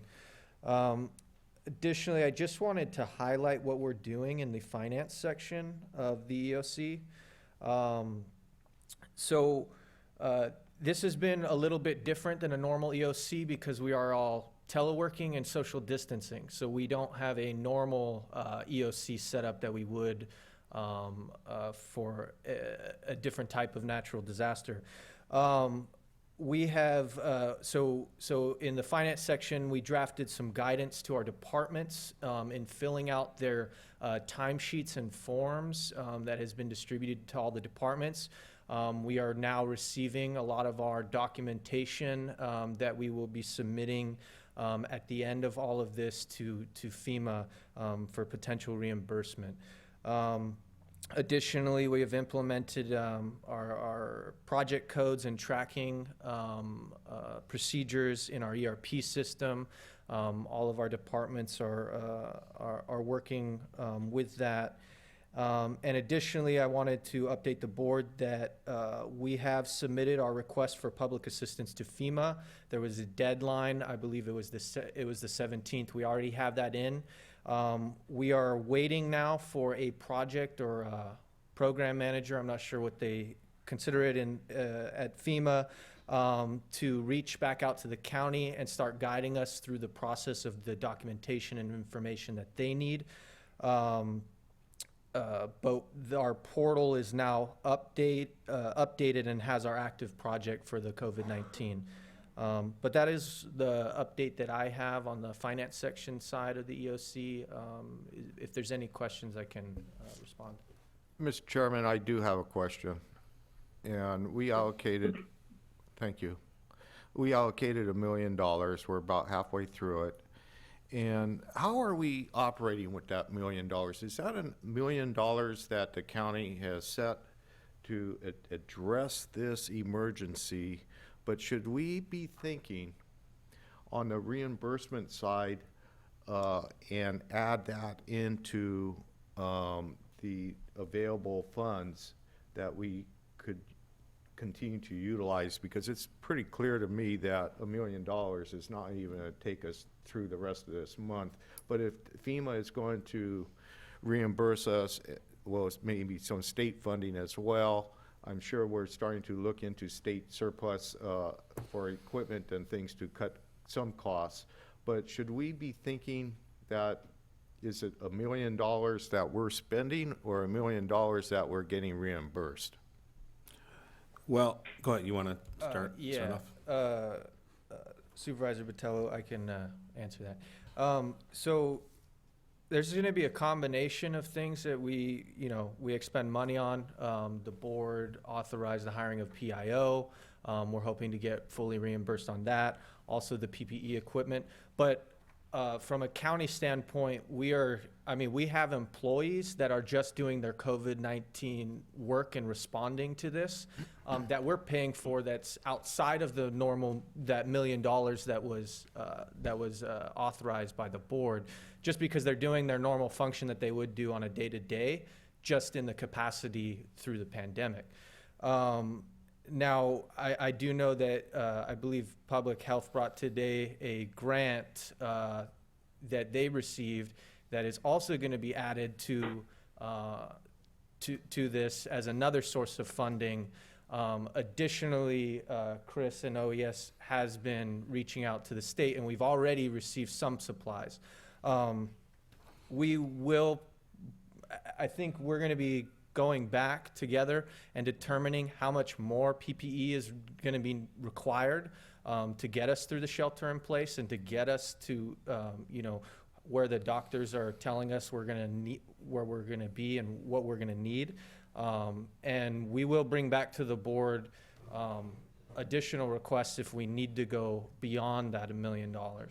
Okay, but you're following what I'm saying, is that we bankrolled a balance of $1 million in the ledger, and we're going to have some, like, funding revenue streams.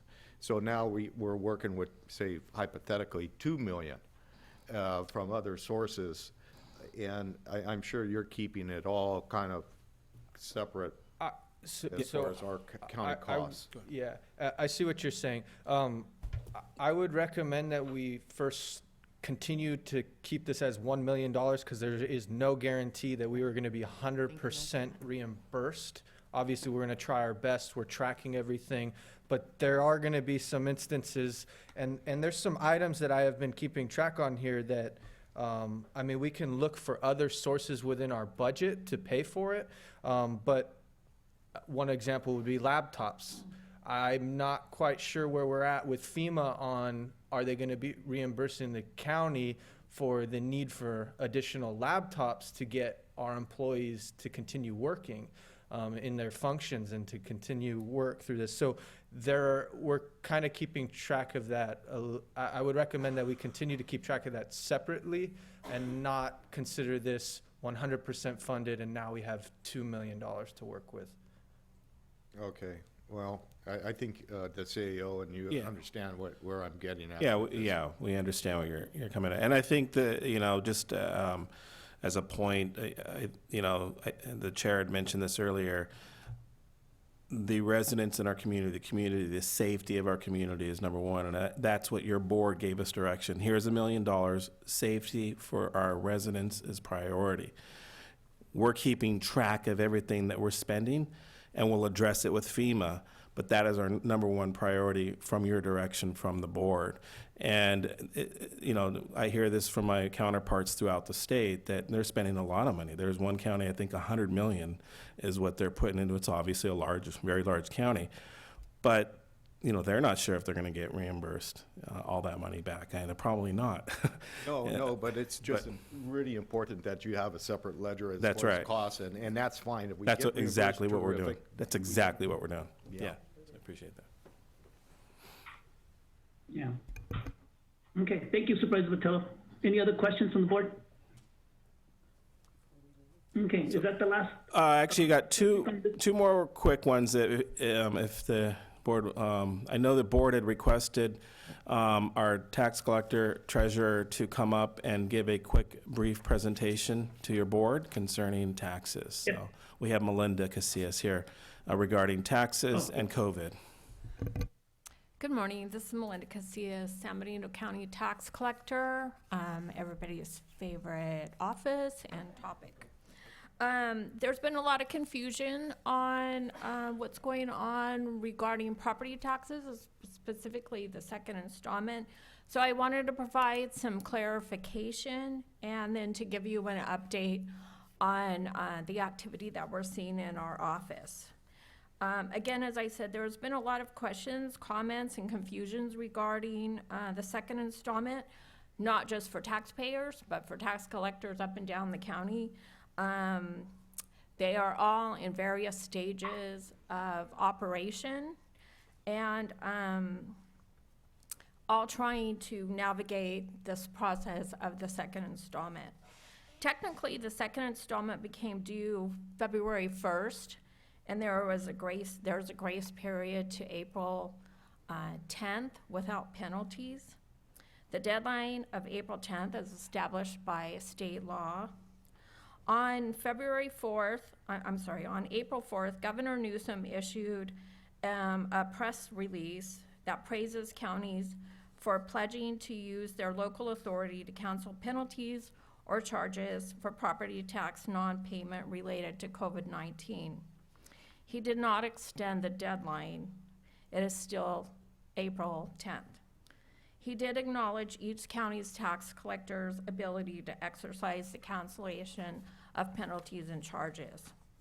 We encourage taxpayers to pay timely if they are able to. The counties, special districts, and school districts rely on these funds to provide vital services.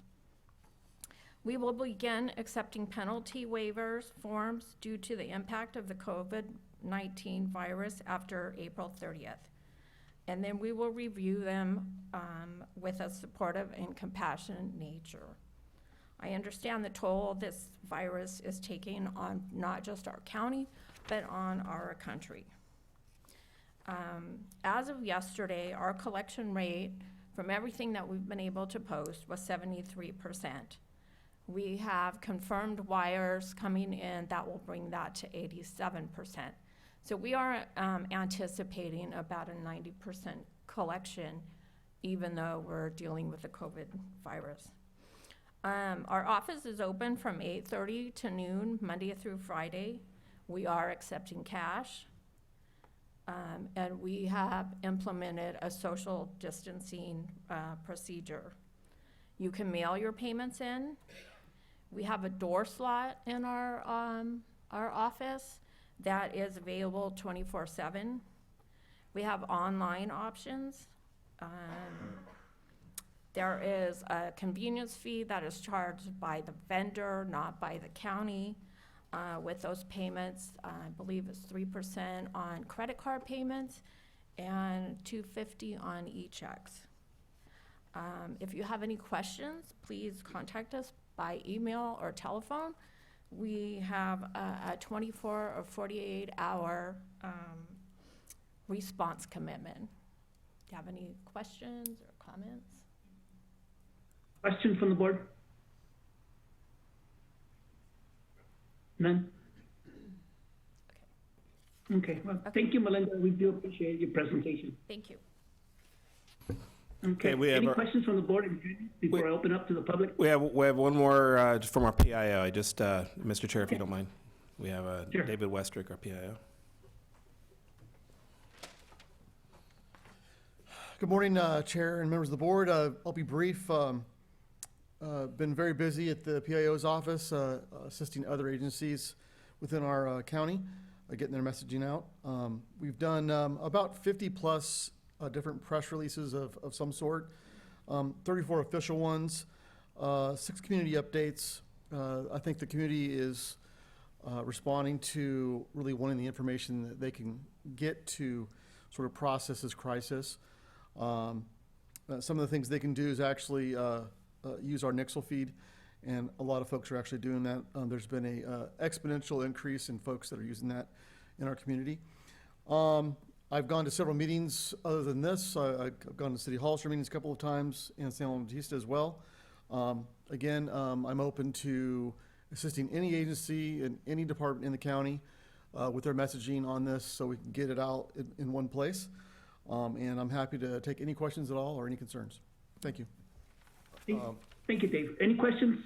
Yeah, I have a question, Mr. Chairman. I had a call from Rich Brown, City of San Juan, code enforcement. I think he works for us too, part-time.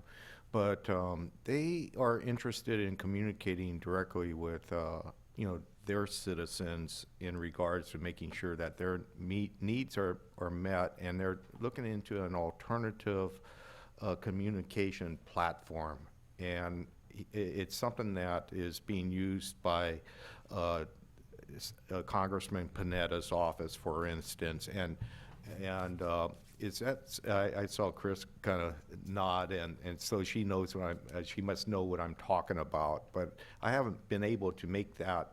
It's more on a city government directly to individual citizens individually somehow to just kind of check on their welfare and so forth. And is there something that you or maybe OES could help with to facilitate that and get that in place for the City of San Juan?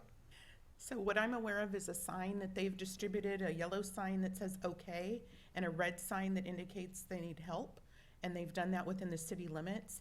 I assume then neighbors check on each other and check the sign in the window, and if it is red, then they would call 911.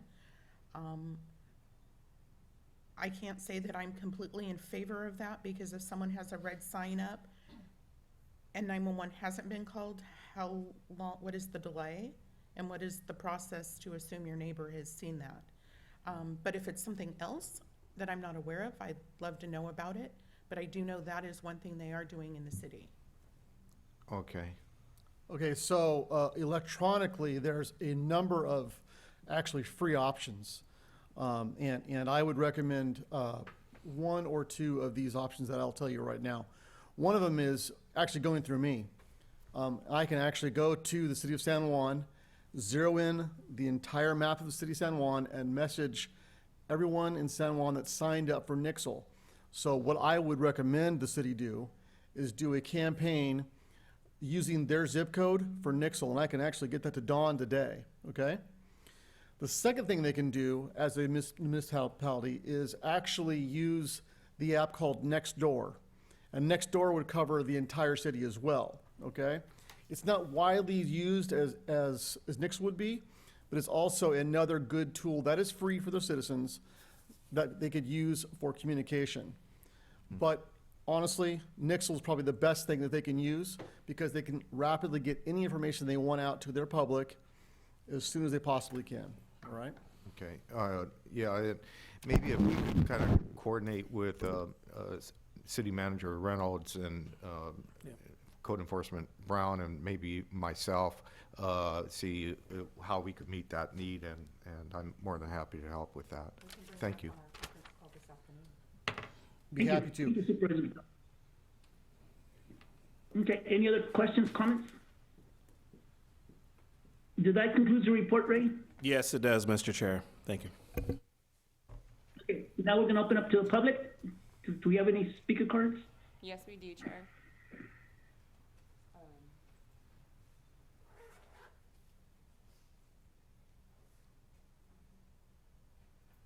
Roland, could you please state your name from the record? You'll have 3 minutes to speak.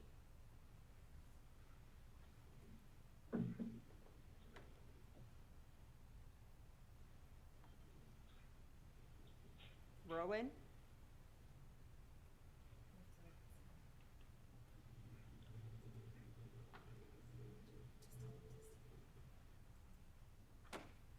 Cheryl, could you please state your name for the record? You'll have 3 minutes to speak.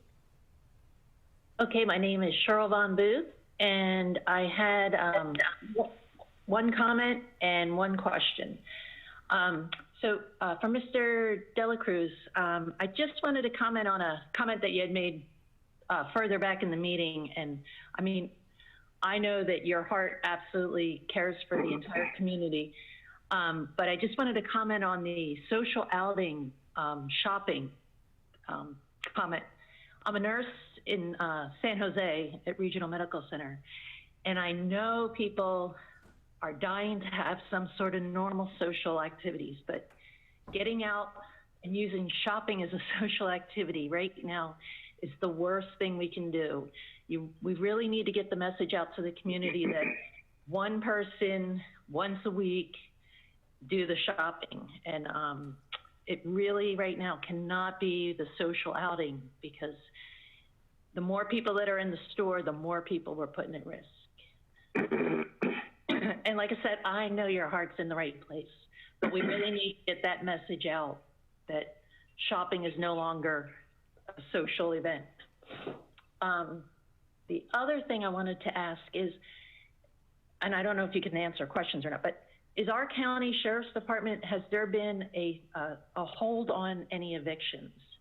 I was looking on the state website, and I don't see our county listed at all among all the state counties. So I was just curious if they've put a hold on the evictions here in this county, and if we can get our county listed on that state site where people can get that information. And that's all. Thank you. Thank you. We'll respond to your comments after. Okay, next one. Mr. Chair, did you want me to respond to that at all? Okay. No, let's just wait till all public hearing. In fact, I have Roland wants to speak somehow. Hi, Mr. Chair. Can you guys hear me? Yes, we can. Okay, my apologies. I was trying to speak and it seemed like it wasn't working. Anyhow, my question is to the ventilators. I heard you say that we have no ICU beds right now. I was happy to see that you did order some ventilators. So I guess my question would be, number one, how many ventilators do we have at Hazel Hawkins? You've already answered the question as to how many are coming. And then what would the plan be if we were not able to meet the emergency crisis, whether it be medically, with staff, personnel, or with ventilators? That's my first question. And then just comments. I have a couple of comments. I saw in the Monterey Weekly, they are presenting the data in 2 different ways. The first way is how many cases per county. So if you look at the graph, we're the lowest ones, which makes sense because we have the lowest amount of population. And the second graph shows how many number of confirmed cases per 100,000 residents. That is a more accurate way of measuring, in my opinion, the percentage of infections per county. And on that graph, it shows us number 2, just under Santa Clara. That was a couple of days ago. So I'm just wondering, are you presenting this information as the number of cases per 100,000 residents? And if so, where can we find that information? Because I haven't seen it. And that concludes my comments. Thank you so much for your time. Thank you. Okay, next speaker. Please state your name for the record. Hello. This is Andy Shaw Coron, and I actually have 2 questions covering all the stuff you covered before, and 1 comment, if you will indulge me.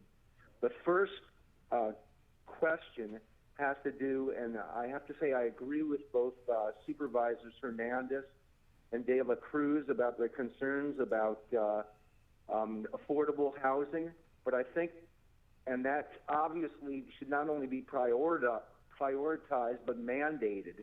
We should require that only those affordable housing units are built. But here's the problem.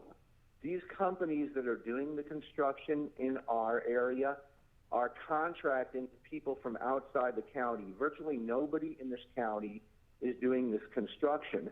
And so what we are doing when we have them come to work here is they actually are a disease vector as they come in from elsewhere, even if you house them in a hotel, but then they visit their families during the weekend, essentially you're doing what the whole world is trying not to do, which is to allow a flow in of outsiders into the county, which would tend to put the county at much greater risk. So that's for the doctor, and I'll go on to my second question. The second question has to do with whether we have worked hard to make elderberry products accessible to the people of our county. I sent an article just right now to Supervisor De La Cruz from Science News. Elderberry is well documented, especially by the Israeli health establishment, as the single most potent antiviral over the counter. And at this point, you can virtually not buy elderberry products online. Costco is limiting them because, and this is the mechanism. I'm originally a biologist. The mechanism of elderberry is elderberry blocks the attachment of viruses to cells. And viruses require attachment to cells in order to inject their genetic material into the cell for reproduction.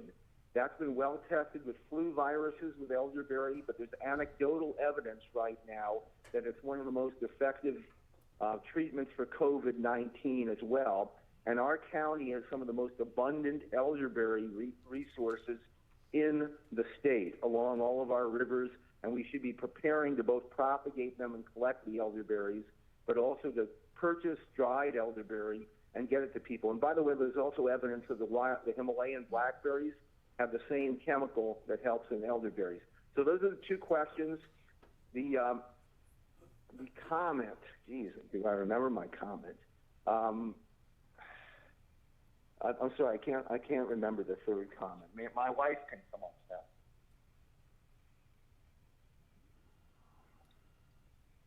There? When you speaking?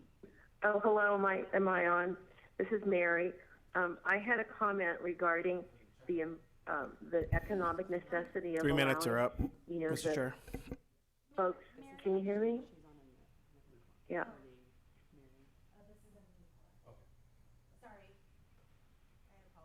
Oh, can you hear me? I'm on both Zoom and this phone number, but I just wanted to say that I want to make a comment regarding the economic necessity of providing exemptions to places like Santana Ranch for some of their development and other places.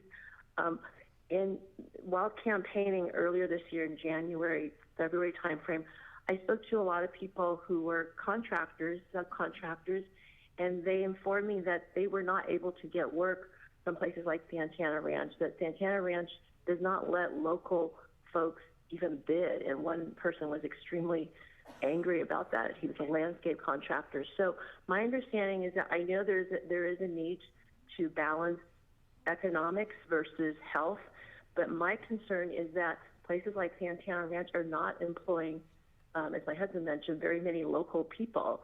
And I also learned while campaigning that there's a large hotel at San Felipe in Highway 25, and that houses a lot of the workers who come from, say, the Valley, other places, and they work there, they live there on the weekdays and then go home probably on the weekends.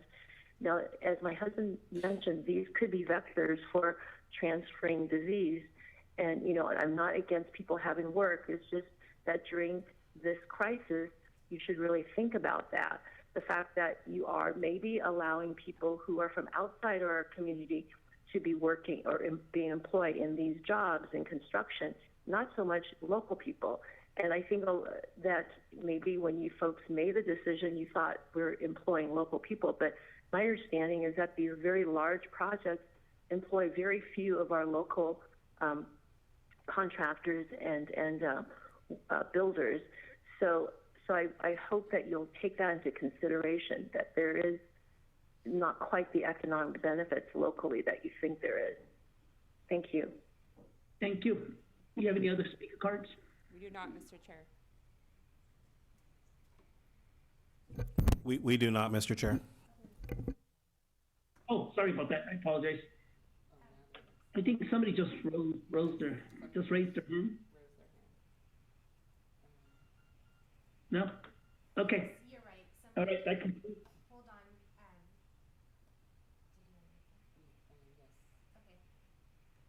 Go ahead and state your name for the record and begin your public comment.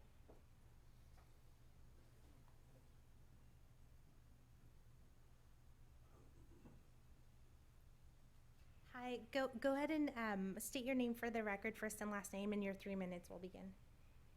Yes, my name is Jacqueline Morris Lopez. Jackie Morris Lopez from San Juan Bautista. And I just have a couple of comments. The first one, I'm speaking as a healthcare provider. I'm a Stanford trained primary care physician assistant. And I heard all the commentary about the essential aspect of what is essential construction, what is essential affordable housing, who gets to be built, what gets not to be built in terms of affordable housing. But as a primary care specialist, our focus is on prevention. And I think that all of you are missing the boat with the exception of Chair De La Cruz. He is taking into consideration lives versus economic profit. Reason is that you can't put a price tag on a life. So I also am very disheartened and concerned that there's talk by Supervisor De La Cruz or Chair De La Cruz that there was some tampering, for lack of a better word, or adjustments to the language from the RMA director. I don't know his last name, kept referring to him by his first name, Harry. With the conversation with our health officer, Dr. Marty. I don't know his last name either. And I don't think that those decisions should be persuaded by economic gain. As I said, to fight this virus, the biggest strategy would be prevention. And that's what I was trained as in medicine as a primary care physician assistant. And prevention means going out to these stores. I was at a store yesterday, example, make this brief, at CVS, Rite Aid, to purchase some essential items, and I had to use a keyboard, and there was not a sanitizing gel. So I think that there needs to be some oversight, there needs to be some outreach, and I also agree with, wholeheartedly with this construction. I'm going to circle back, sorry, that we need to really look at what is essential. Yes, affordable housing, but do you realize that most people are either laid off, unemployed, have no benefits, and if their documentation status is that they're undocumented, they may not even be eligible for unemployment. So you're building houses for whom? Who's gonna afford those? Who's gonna pay for that? And I think prevention is the key here. And I agree with Andy and Mary that a lot of these contractors are from out of the area. So in order to tally up the economic benefit from them, it's a moot point. They don't live here, they don't shop here. And they are bringing in diseases. There was an article yesterday on the front page of the Mercury that stated there's a genotype that they've identified, the cases in California, even the 2 cases in San Benito County earlier, and those are all brought in from travel outside of the area. And there's more than one genotype. Thank you very much. Thank you. Thank you. And just a reminder, if you're on the phone and want to make a comment, please press *9. We do have somebody else on the web that would like to make a comment. So we're going to unmute you, and please state your name for the record.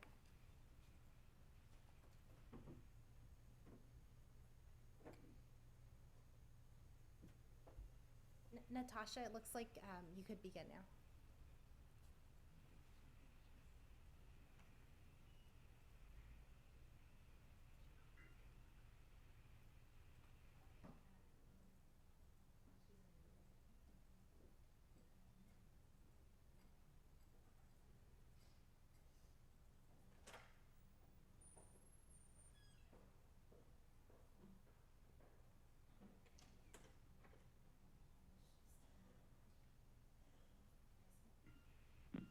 You want to go to the next one and see what's going on, Dulce? Yes. Thank you.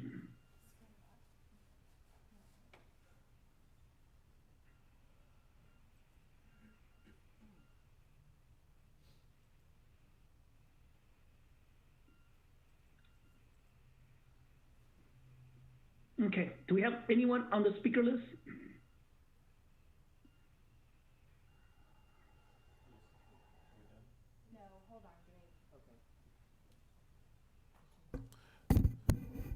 They're working on it right now, Mr. Chair. Natasha, go ahead and speak and state your name for the record. Yeah, I'm having a hard time with my Zoom here. I've never done this before. Anyway, I wanted to just make one comment about the housing industry. You've spent a lot of time talking about how you're going to help or rescue the housing industry, these giant housing industries that don't employ people locally. But instead of spending time to help the building industry stay in business, what about using our many, many empty motel rooms to shelter our homeless population? They are most at risk, and I understand there's about 400 in this county, and there are not enough beds in the shelter for them.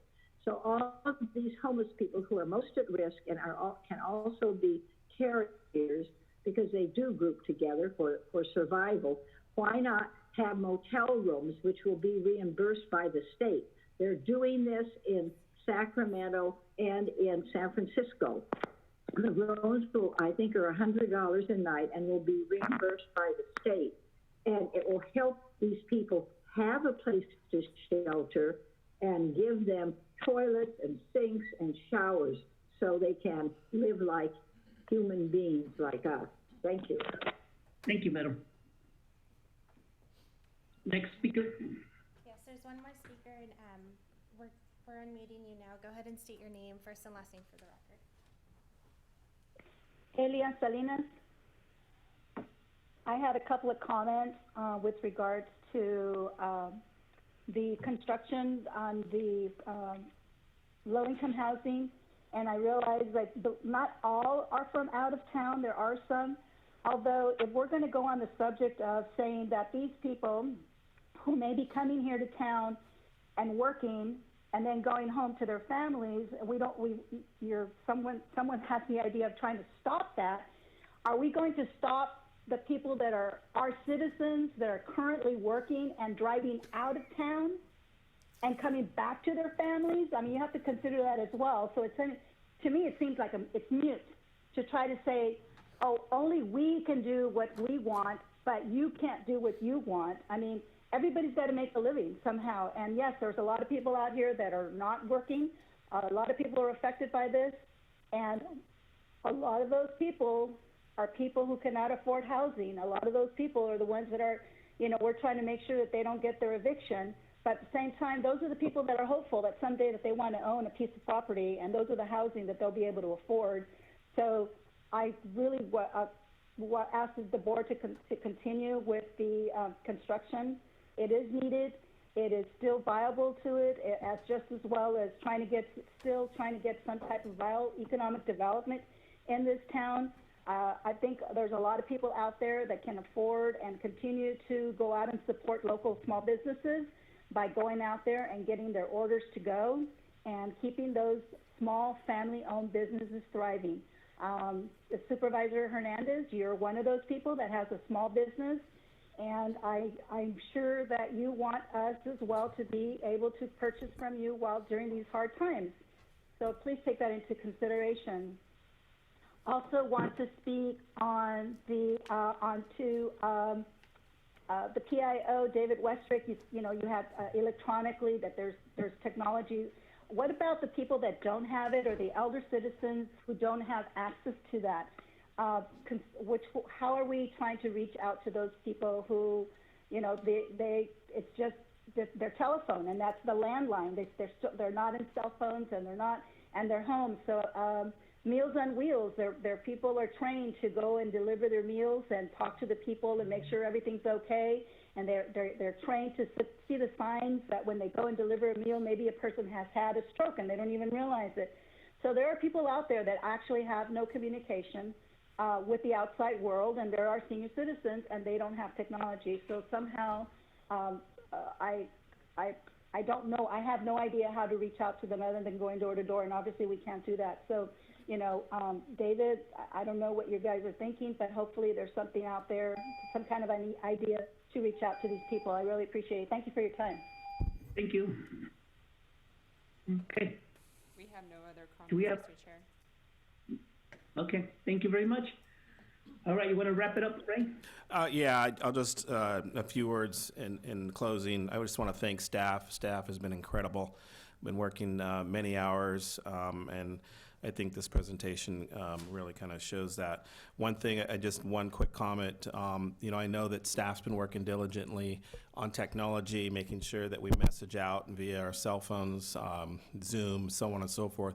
We're also using the old snail mail, a way of communicating. Our tax collector treasurer has been kind enough to package information out that goes out for taxes, other things as well. So we've been doing actually a lot of mailing as well to individual homes. So we're trying to do it the old way and also the new way. So that's all I have, Mr. Chair. Mr. Chair, could I add something as well? Yes. Just to note that we do have an eviction ordinance in a place in our county that applies to the unincorporated area. It's my understanding that the city's going to be considering something similar. And if that person that was speaking could provide me with that website, my email's bthompson@cosb.us. I'm happy to get our ordinance on place. And also the Judicial Council just made emergency rules yesterday, Rule 1 and 2, and it pertains to the unlawful detainers and evictions. So that the court's taking action as well. Okay, thank you for that information. And thank you, Tracy. Thank you, Doctor, for providing input. And Dave, thank you for the update. We will take a quick 5-minute break.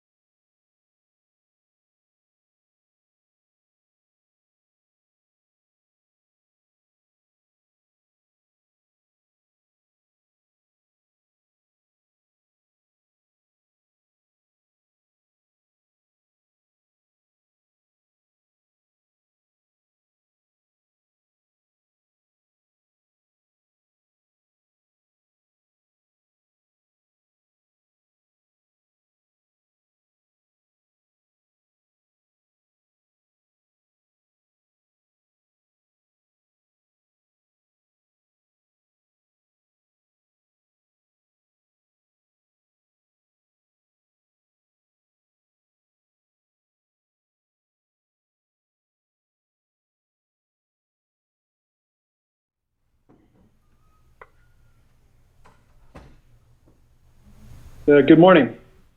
Morning. Can everybody hear me? Yes, sir. Okay, good morning. This is Tavin Kinnison Brown from the RMA Planning Division, presenting a Bell Road rezone proposal. So let's pick up where we were 2 weeks ago on the meeting of March 24th for the Board of Supervisors.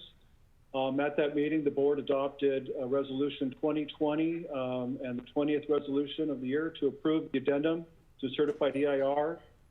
And they adopted an ordinance to repeal the C3 zoning for 29 acres of the subject parcel and to reestablish the ARFP zoning for the parcel.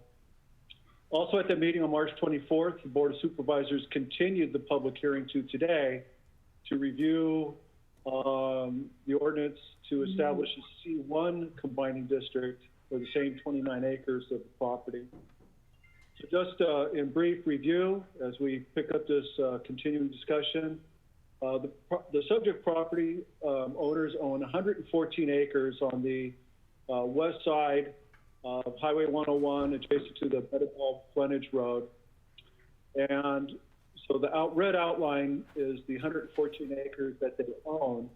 The proposal before us addresses 29 acres of those properties, the ones that have the most frontage on Bell Road. So the request today is to apply the C1 combining district to help implement general plan policies for economic development along Highway 101. Should the property be painted with the C1 zoning designation, all discretionary approvals for new development would be subject to administrative permits or use permits for conditional uses. Any development proposal would be subject to design review by the Planning Commission. And just to reiterate and to make abundantly clear, the C1 district as a zoning designation includes no housing. It is not a housing designation. So the C1 designation would allow construction of to 40% of the building area with maximum height of 35 feet. The subject location along Bell Road is easily accessible and visible to, shows a visibility for commercial businesses. And the proposal for C1 is consistent with several of general plan policies, one requiring general planning commission review, and that any development proposed be considered with a cohesive design that's fleshed out in a public process.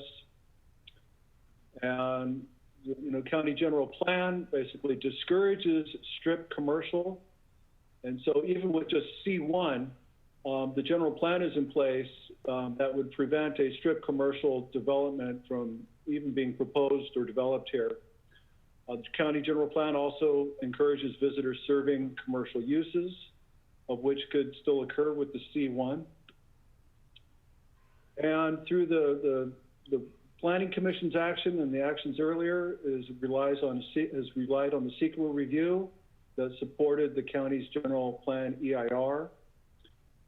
That document is called an addendum, and that the decision maker body consider the general plan and the addendum prior to making a decision on the project. And it was also determined through the environmental review for this proposal that there would be no new or substantial more severe environmental impacts than those identified in the general plan from approved in 2015. And in the board's last action 2 weeks ago, the addendum was approved by resolution 2020-20. So just to recap here right now is, as far as CEQA and environmental review, no specific development plan is on the table. And any impact analysis would be speculative until the nature, location, and the scale of the proposal and the impacts are known.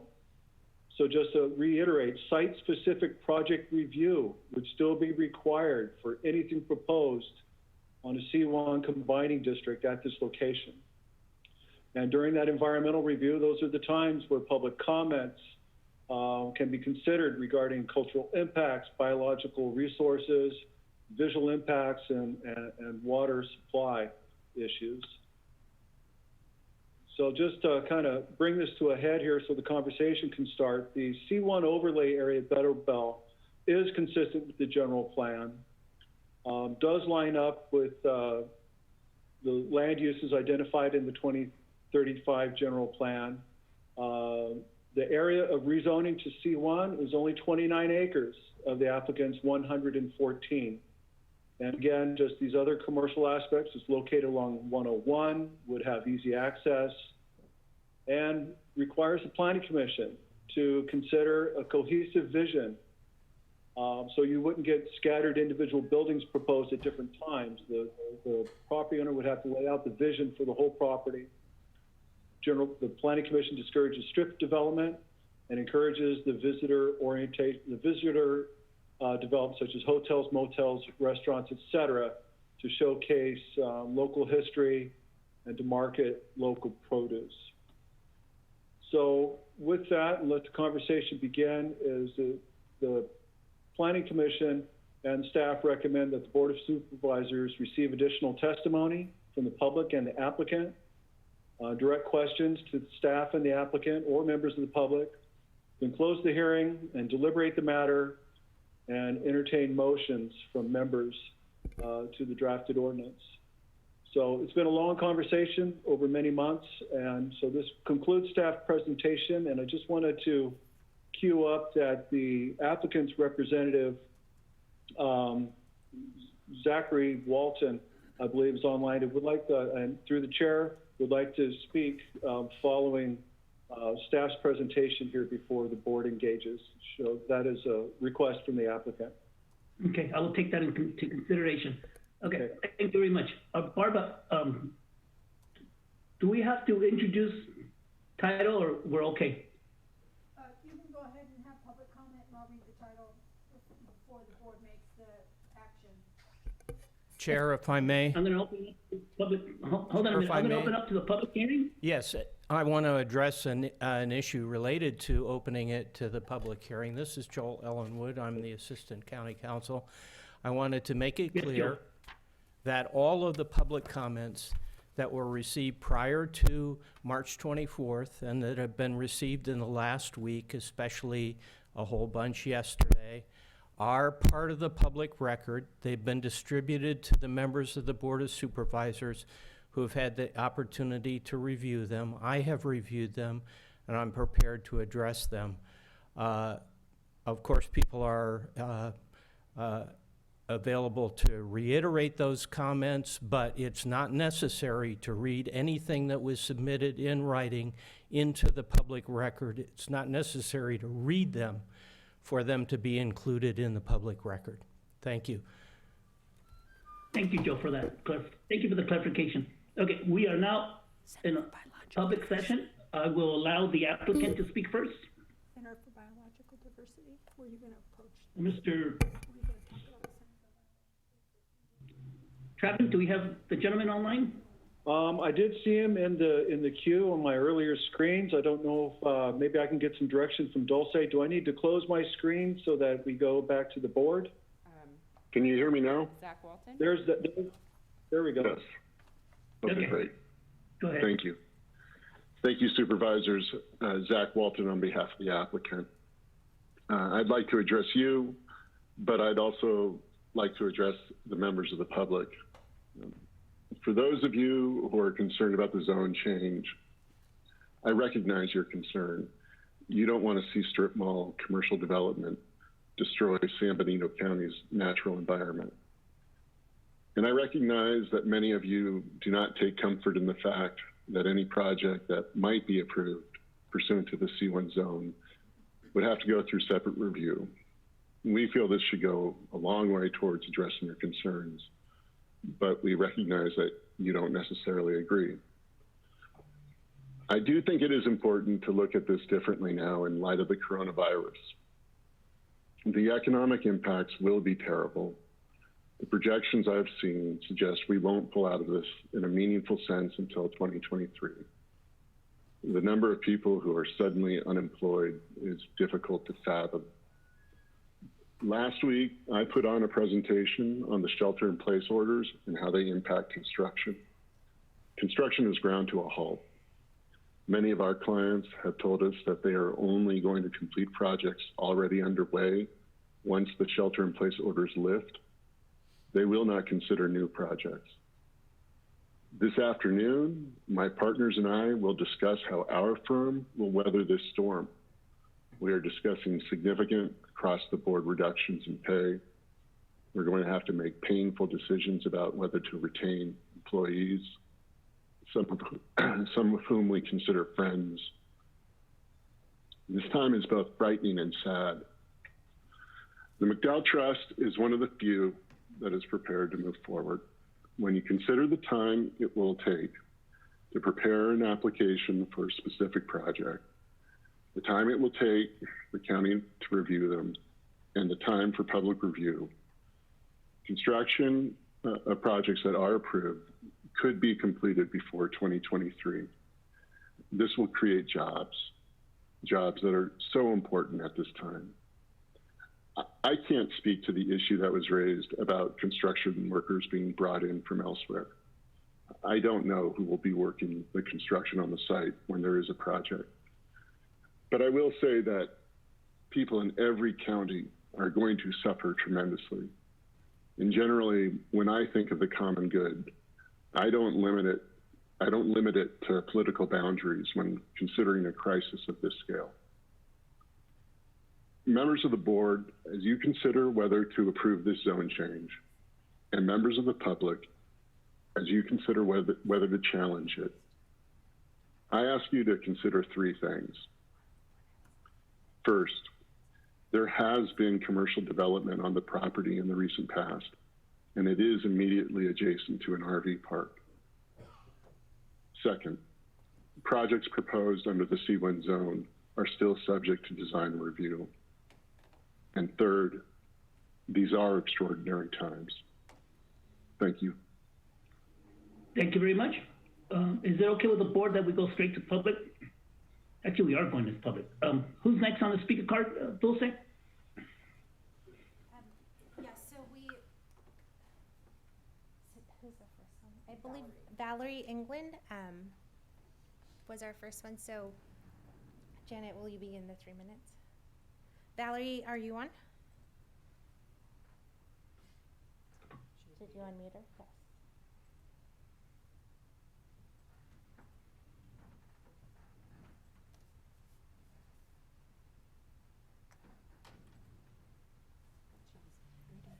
Valerie, it's ready for your 3 minutes. There we go. I wanted to thank you. Oh, first of all, I wanted to congratulate the board on their consideration over the COVID-19, the excellent administration of our emergency services. When it comes to this particular project or any of the nodes on the 101, I do encourage that the public be allowed to have oh God. It is very strange, and I am totally technically inadequate. You're doing fine, Valerie. So anyway, it's very strange. I see my name in front of the street. I had raised my hand at previous times, and I have not been recognized, so it's kind of a surprise that I am now recognized. And thank you very much for the opportunity to speak. The Bettabell project, especially on the 101, is within my viewshed, and therefore I speak as a common citizen on School Road. And I feel that this would be an excellent project to look down upon rather than the debris pile that had been there for the last 10 years or more. There are other projects that are ag-related within the valley that are also in my view shed that I would not consider agreeable at all to anyone's vision, especially across from our Anzar High School. So I think there are other projects that should be in view rather than this very excellent project that could bring added income for our services in San Benito County and jobs that other people go out of the county already to get some kind of an income. So it's all for me a win-win situation, and I thank you very much for the possibility of comment. Thank you, Valerie. Okay, next speaker card. Okay, so next speaker, we have unmuted you. Bob, go ahead and state your first and last name for the record. Thank you.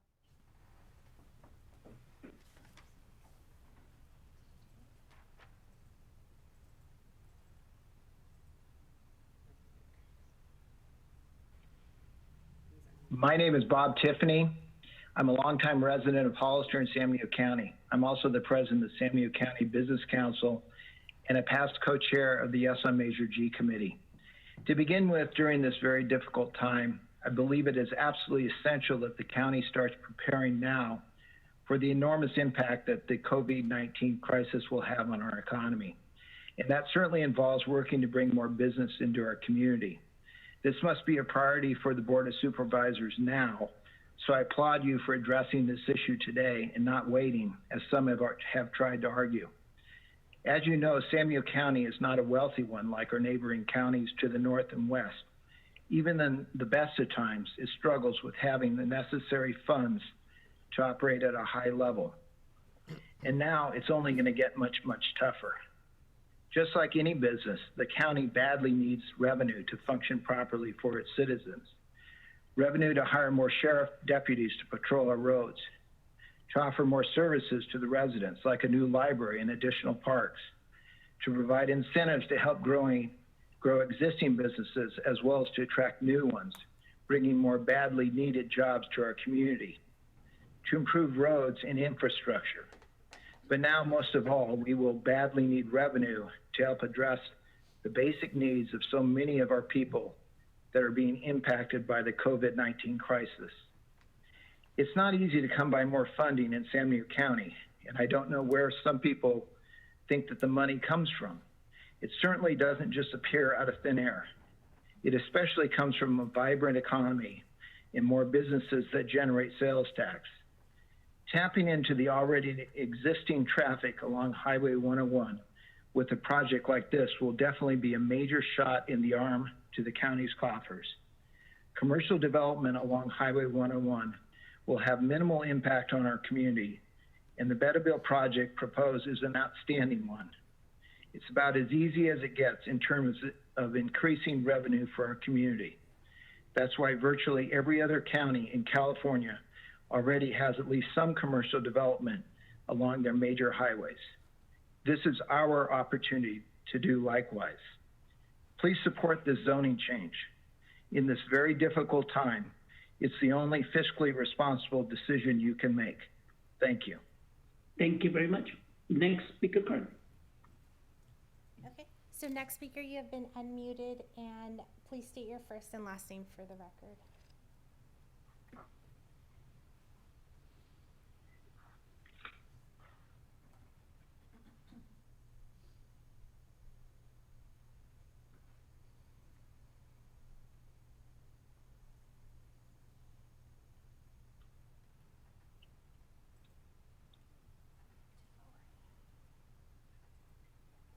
You want to go to the next person, Dulce? Oh, yes, give me it more. So, James, it looks like you're unmuted. You can go ahead and state your first and last name for the record. James Starkey Wolf. I'm commenting on the inconsistent use of the gavel on the item for matters that were not on the agenda. I was speaking to the exact same matter that a statement was read by staff, and I did not want to be put in the position of being in choosing the worst of two evils, speaking at a meeting that is unconstitutional and violates my religious rights, or not having no voice at all. And so that's all I was going to say about postponing the meeting. And I would like to get back in the line and speak for 3 minutes on this particular agenda item.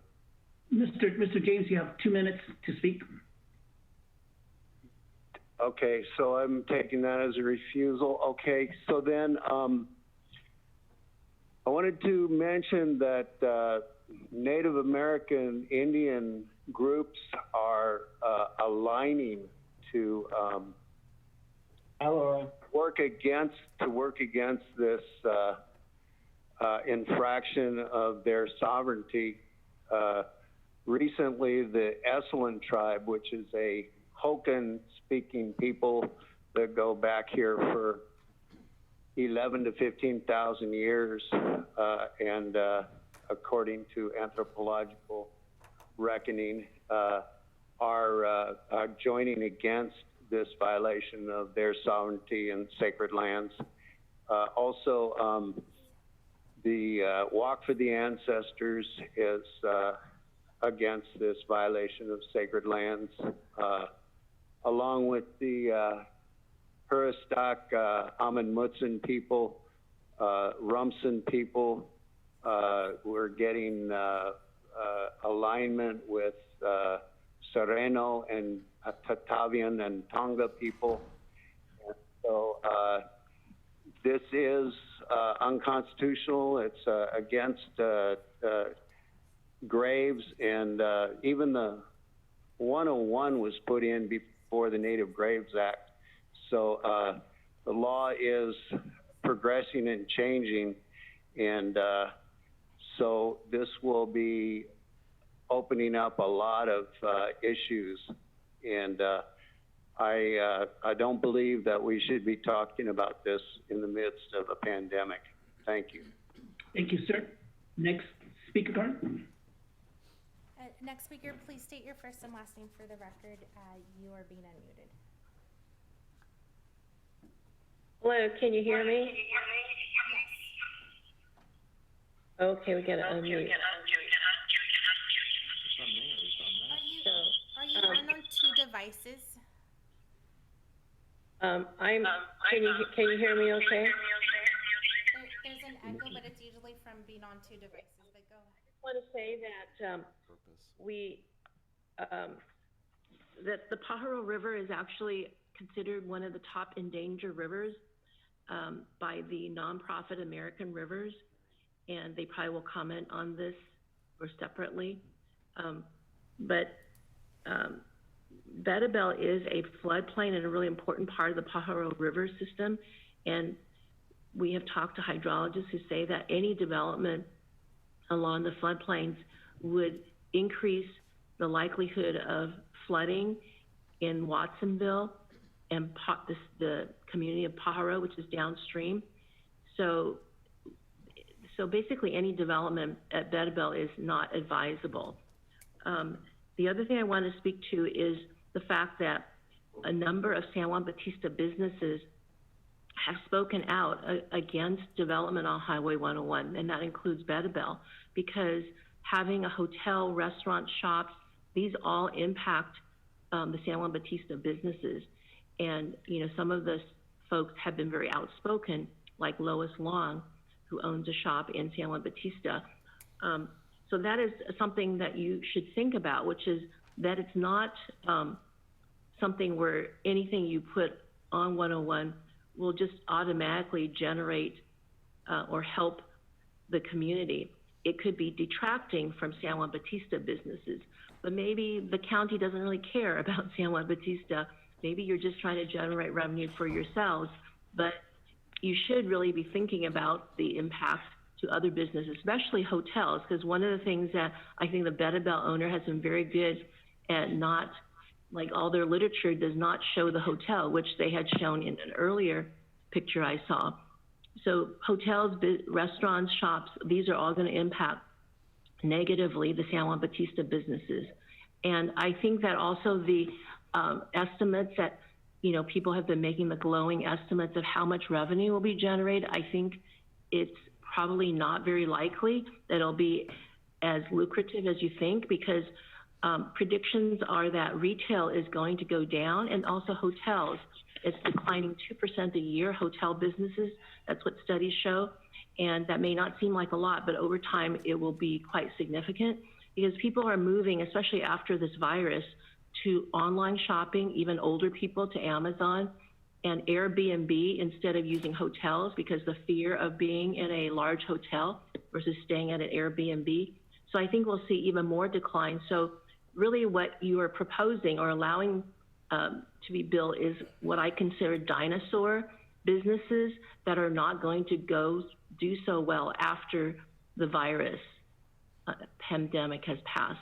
Thank you very much. Oh, Thank and you. for that. Thank you very much. Next speaker card. Thank you. Next speakers will be unmuted. Please state your first and last name for the record. I think that's me. This is Cara Vonk, San Juan Bautista. And thank you, members of the board. The bottom line is this. A majority of the San Benito County voters do not want our Highway 101 corridor to be commercially developed. Abide by the outcome of the referendum and amend the general plan accordingly. Thank you. Thank you, madam. Next speaker card. So, next speaker, please state your first and last name for the record.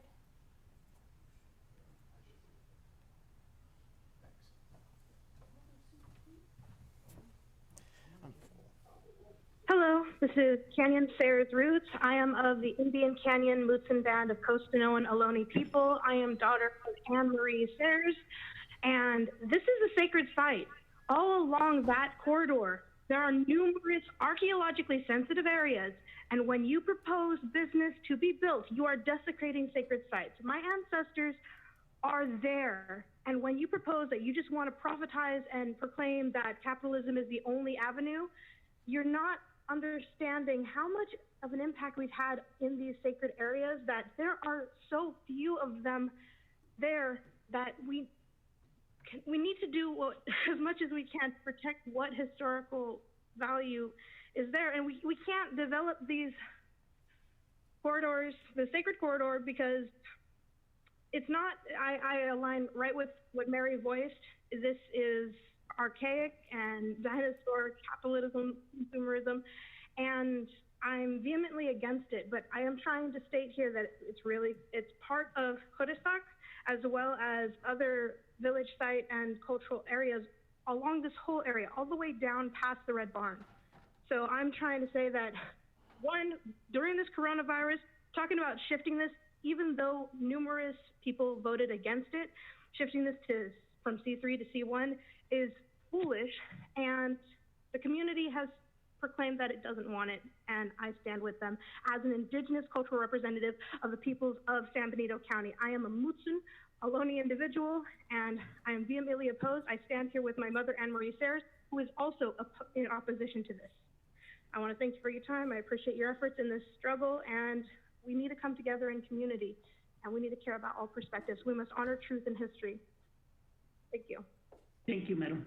Next speaker card. So, next speaker, I forgot what I was going to say. Oh, sorry about that. Next speaker, we have unmuted you. Please state your first and last name for the record. Yes, my name is Jacqueline Morris Lopez from San Juan Bautista, and I am asking the Board of Supervisors and Chair De La Cruz, I appreciate your honesty and your attention to the COVID virus and its effect on our county residents' lives. Unfortunately, the conversation that I'm hearing today is leaning towards economic and profiteering. The previous speakers that are speaking to decline the commercial development, I I back your reasoning. There are very many different ways to look at this. I'm looking at this as putting lipstick on a pig, just to use an old saying or cliche. Using this as an answer to bail out our economic woes, I feel we haven't really addressed what's really been going on here for several years, and I would say probably like gangbusters in the last decade or less, of rampant building of single dwelling housing, primarily over in the East County, South County of Hollister, and the like, which is now demanding that we up our infrastructures to meet the demand of more citizens moving into our community as a veteran community. And to think that putting this commercial development over on sacred lands, scenic lands, all the reasons that you are spouting that would benefit our county as a whole, as a longtime San Juan Bautista resident, I see very little recognition or concern for my small village or town of San Juan Bautista. I feel that this decision is wholly being made on how it can benefit the larger town, which is Hollister, for your mistakes. San Juan Bautista is rich in history. It's rich in indigenous history, mission history, cowboy history, farm worker history, you name it. It's a beautiful area of the county. I think that you really are missing the point, and to capitalize on our beautiful bucolic hills, our scenery, our national parks that we now have. I feel like you're missing the boat. And as far as for what Mr. Bob Tiffany said, wasn't your family one of the first companies to bring in the automobile sales into the county? Why aren't you talking to Elon Musk? Why aren't we putting some green companies here, developing batteries for Tesla? There's a plant now it's in the valley. I don't recall the name, but there's a small town. Thank you for hearing me. Thank you. Thank you. Next speaker, Kurt. So, next speaker, you have been unmuted. Please state your first and last name for the record. Hello, my name is Tom Karras, and I live in Aramis, Monterey County. Thank you for hearing my comment. The law allows for citizens to repeal ordinances through a referendum process, such as that employed to place Measure K on the March 2020 ballot. For the referendum to be placed on the ballot, it is necessary to collect petition signatures within 30 days of the ordinance being approved by the supervisor. If the C1 rezoning ordinance for the Beta Ball project is approved by the supervisors, then the citizens of the county have the right to repeal the ordinance through a referendum. However, during the requirement of shelter in place and social distancing to limit the spread of the virus, it is not physically possible to collect petition signatures. Therefore, if the rezoning ordinance is approved at this time, the citizens are being denied their right to repeal the ordinance by referendum. On this basis, the supervisors should not approve any new rezoning ordinance that could be repealed by referendum until such time that the social distancing is not required to prevent the spread of the virus. I appreciate your time and consideration. Thank you. Next speaker, Kurt.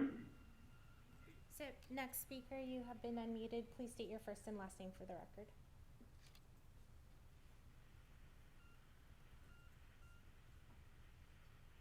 Hi, this is Mia Casey. Go ahead. Thank you. Good morning, supervisors. You know, we've heard a lot about the will of the people, and I think that phrase has to be used with some caution. Pork believes a no vote on K somehow translated to no development, that's the will of the people. But people voted no for many reasons, and without a crystal ball, the only thing we know for sure is people voted no to the Measure K question. Shall C3 zoning be adopted into the general plan? Measure K was defeated, and you complied with that law and removed the C3 zoning from the Benito project. Now, a recent claim by the Pork president that you would be somehow breaking the law by considering this zoning request today is simply not true. The impartial analysis of Measure K found on our county election website instructs what to do if Measure K is voted down. It reads, if the ordinance is defeated, the Board of Supervisors could then be required by state law, Governance Code Section 65860, to adopt other zoning regulations to be consistent with and implement the general plan. By considering C1 zoning, you're doing exactly what you should do. Now, much has been said about preserving our rural community. Being environmentalists, I am sure Pork's leaders are familiar with triple bottom line theory. For those unfamiliar, triple bottom line is a sustainability model that encourages businesses to consider more than just their profits, that bottom line. It states for business to be truly sustainable, it must consider the 3 Ps, profits, planet, and people. Now, how does that relate here? In Pork's efforts to squash development on 101, they have forgotten about people, our most vulnerable people. Environmental justice should always take into consideration our most vulnerable. A large segment of our population relies on lower wage jobs, retail, service, even farm worker jobs like those the Bedabel Project will bring. I would ask Pork to seriously reevaluate their campaign to stop all commercial development in our county and consider the effect to our everyday workers. Now let's apply triple bottom line to Bedabel. A huge effort was made by the McDowells to restore that land, cleaning up an eyesore, preparing for organic farming, restoring the Pajaro River watershed. Also, green building techniques are being incorporated into the development. So planet considered, yes. Not only will Bedabel provide jobs for people, it also promotes San Benito County activities and local products, and our residents will enjoy the Riverwalk trails. So people, check. And that other bottom line, profits, the McDowells purchased the land through a charitable trust, and all profits go through that trust to support pediatric cancer research in honor of their son. So this is a sustainable business model and a good example of the kinds of economic growth we need. And I urge you not to delay any longer and approve the C1 zoning today. Thank you. Thank you. Next speaker card. So next speaker, you have been unmuted. Please state your first and last name for the record. And then also anybody on the line, you may dial *9 if you want to raise your hand. Thank you. Go ahead.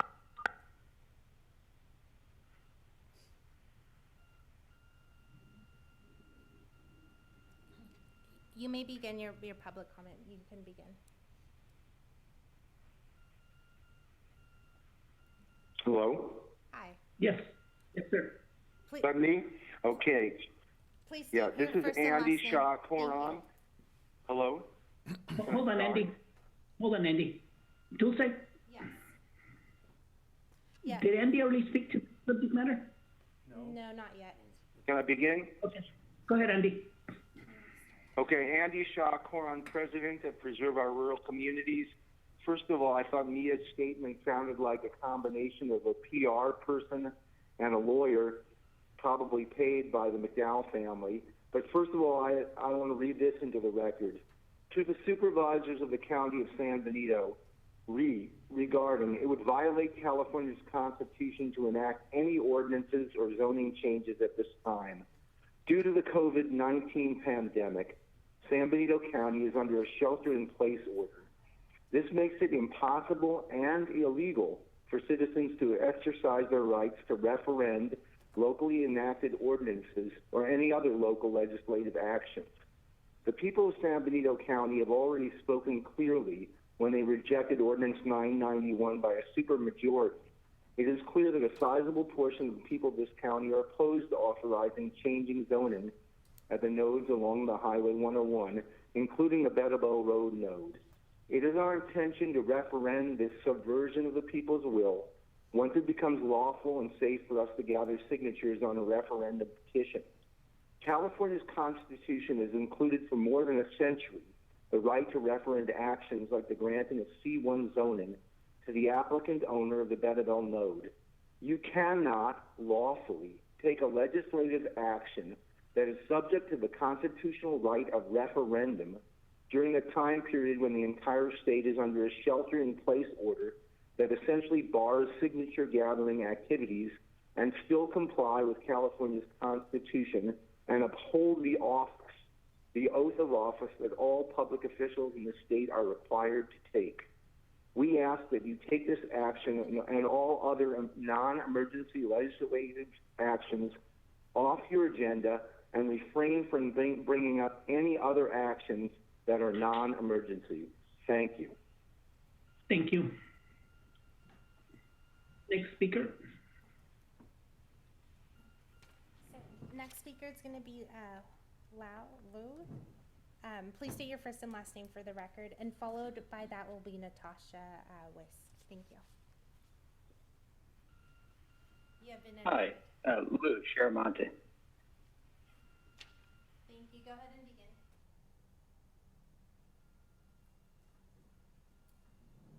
Lou, go ahead and begin.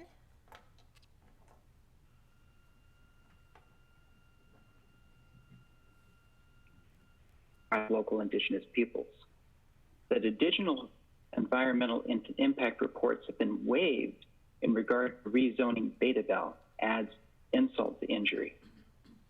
The problems are several.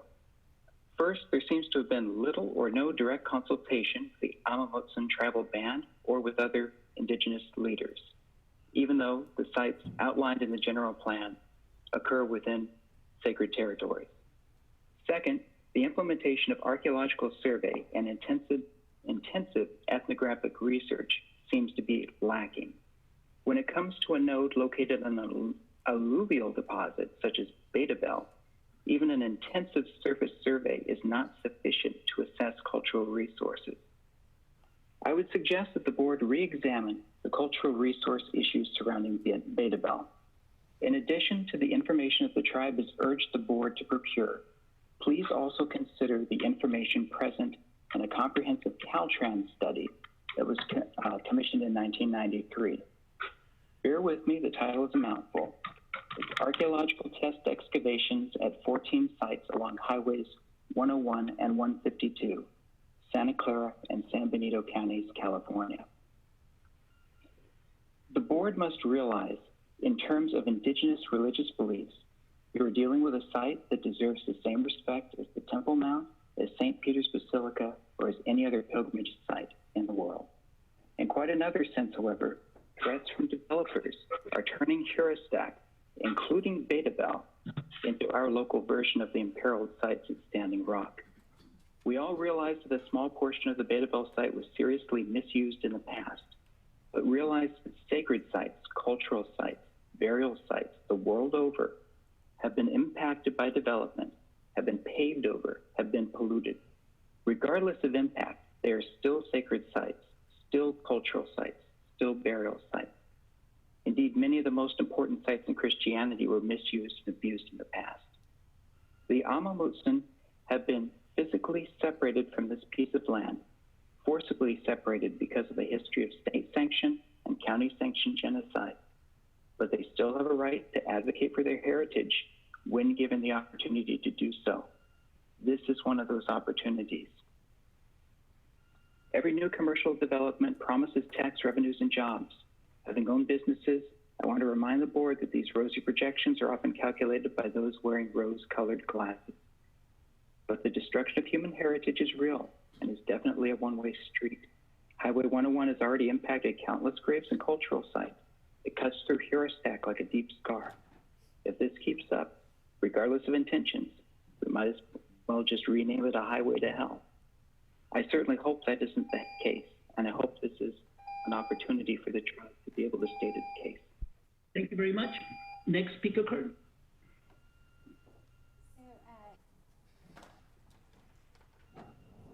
Hello, can you hear me? Yes, go ahead. Okay, well, I'll have to say I think it's unbelievable the amount of time and energy this Board of Supervisors has put into this rezoning of the Bettable property, because that's in defiance of what the voters of this county want. And I think it's a travesty. And at this time, I think the supervisors are showing a great lack of concern for the COVID crisis we're going through. And I would recommend that the Director of Health and Human Services with whom I've talked and whom I've heard on the agenda, that she is the most knowledgeable and experienced person to inform the people of this county of updates and advice. And I heard that the Board of Supervisors hired the former police chief to be the spokesman for COVID information. And I'm wondering why they haven't hired a health assistant to Tracy, so our director can be relieved of part of her function and do the other. And I have also heard, and this is just what I have heard, that the board has funneled all the information that they get through their group before it can or might be shared with the city of Hollister. And Hollister has the greatest population. To me, this shows a lack of cooperation and respect between the county and the city. And so many non-governmental agencies are helping the people. I am so grateful to the YMCA, where I've attended for some years, for their work in keeping one-to-one contact with the seniors and also providing services for families that are most affected, babysitting services for the essential workers and different things.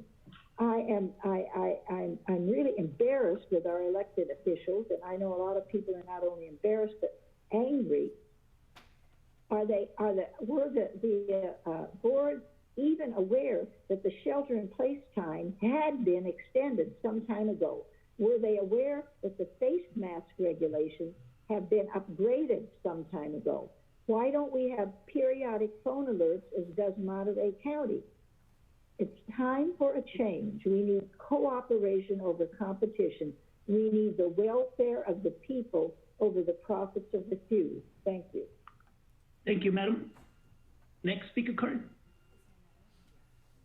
So next person, please state your first and last name for the record. You have been unmuted. Yes, my name is Crystal Holland. My name is Crystal Holland, and I'm speaking in reference to the Betta project and the idea thrown out by many, including our leaders, that these jobs provided are basic and unnecessary. I myself, being a single mother for the majority of my daughter's 13 years, and majority of these years I've depended on what is known or has said to be a basic and unnecessary job. For those of us who do depend on these jobs, they are anything but unnecessary. Every job, big or small, are necessary. They matter to somebody. Sometimes we even need more than one of these jobs to make it. We have many who commute to these basic jobs, to Gilroy, all the way to San Jose, because that's the only job they can get. Many lack skills or abilities to get a job with a higher pay, but that doesn't mean that our community should not care, and we should not care to provide more jobs for them, because before this crisis, we have struggled to provide adequate resources for our vulnerable citizens. I have known personally friends who have had to use our resources for vulnerable assistance, and had been taken out of our county 2 hours from their home to get resources because we cannot provide resources even for our own vulnerable people. And I am sure it'll be even more difficult after this time of crisis. It is our obligation as a community to make decisions to ensure properly that we are able to provide for the needs of all of our citizens, especially our vulnerable citizens. There are many ways we can continue to hold, show, and value our culture and our history and the beauty of our community, still while providing and allowing for these resources that will significantly help our community as well as we significantly need. Thank you. Thank you, madam. Next speaker card. Next speaker, you have been unmuted. Please state your first and last name for the record.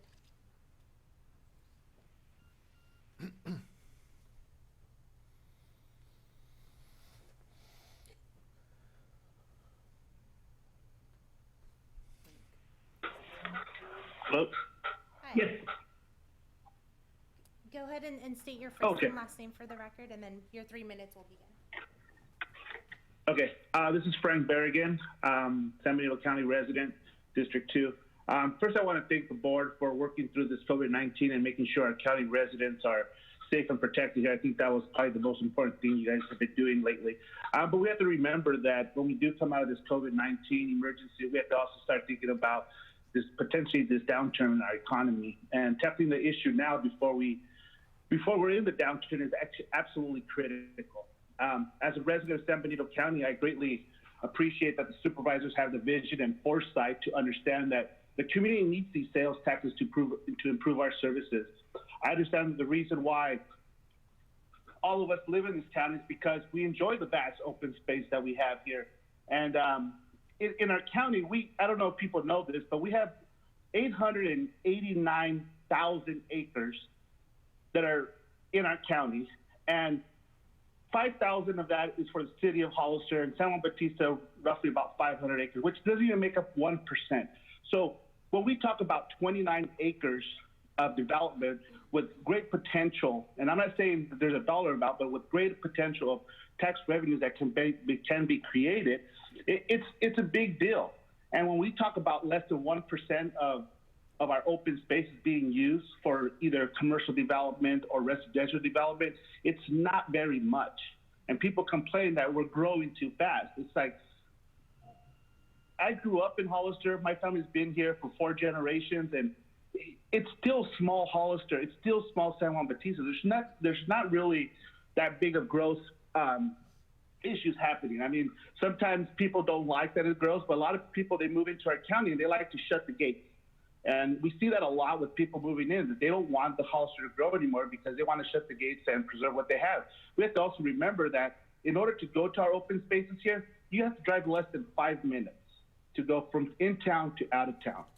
And we know the issue here in Hollister is Highway 25 and making sure that it's widened so that people can commute to their works in San Jose and up in the Silicon Valley. But like myself, I had concerns with Measure K, which included the 30 units that were approved for the nodes, which was a C3 zoning. I too had, but we are not discussing those home developments today. We're merely asking is for a C1 zoning that would allow commercial development that will create the much needed tax revenue and the creation of jobs. And anyone that says that those are not worthy jobs is speaking as a elitist with their $1 million homes and several acres. And with their several acres. Every job we can create in our county is important as any white collar job. For the blue collar job workers, San Benito County needs to approve the Benito project so that we can have the additional jobs and increase tax revenues to add more services for our kids, our seniors, and our families. The additional tax revenue will also help in expediting the widening of 25, which is desperately needed for the Hollister residents. Your time is up. So for me, thank you very much. All right, thanks. Thank you. So that. Do we have any other speakers? No other public speakers at this time. Okay, thank you. I will close public speaking and bring it back to the board. We got one afterwards. Do you want to? Okay, go ahead. I will allow it. I will allow it. Thank you, Mr. Chair. Please state your first and last name. You will be unmuted for your 3 minutes of public comment. Thank you. This is Elia Salinas, and thank you, Mr. Chair, for allowing me to speak. From the very beginning of this measure, I, for one, and many others knew that this measure only had to do with Measure K, that I speak of, had to do with only the zoning of C3. We all knew that it was only this and only this, and we could always go back, and there was always going to be able to be rezoned. So for them to say that the will of the people is not being heard is really, really not correct statement for them to say. But unfortunately, this is court, and that's the way they work. And and one of the things is most important that I want to say right now is Mia Casey is not paid by anyone. She volunteers to do this. She does her research on her own, and I find it very offensive to go after. Pork is now going after 2 women, 2 intelligent. Independent thinking females. Polina, will you please stick to the subject matter? I am. This has to do with it. Just because they speak on this project doesn't mean that they don't know what they're talking about. They happen to be very intelligent women, and this project is very important to this community. It's economic development. And for people to come out here and say that whether you're going to be working as a cashier at a gas station or you're going to be working the front desk as a hotel, or you're going to be doing the maid service. Those are all essential jobs. Those are all people do that every single day. The hospitality industry has been hit right now. The most important essential workers right now are actually farm workers. All these people come to say that other jobs don't count, blue-collar workers don't count, farm workers don't count. They all count, and this is economic development that we need in this county. We have been hit very hard, and even before this, we are one of the poorest counties in the state of California, and this bringing down and trying to say that we do not need this project is ridiculous. It's needed, and I appreciate the board's foresight and the Planning Commission to go forward with this project that we needed. The availability for this company to come in and do this work while the county is struggling right now because I've expended a lot of money towards the virus that we're all fighting right now. This is very viable, and I really want you to consider it, and I'm sorry that I'm not as well spoken as Mia is, but you get the gist of what I'm trying to say, and I appreciate for the board to go forward with the zoning of the Better Bell project. Thank you for your time. Thank you very much. Next speaker, please. So there was one more speaker. You will be unmuted. Please state your first and last name for the record.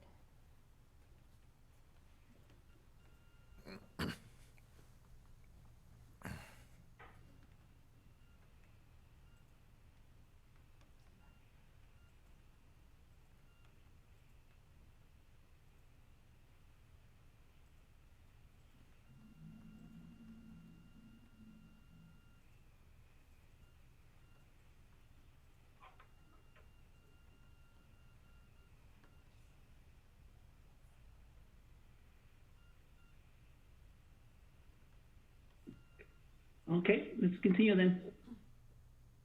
Okay. All right, I will close the public hearing. It is closed.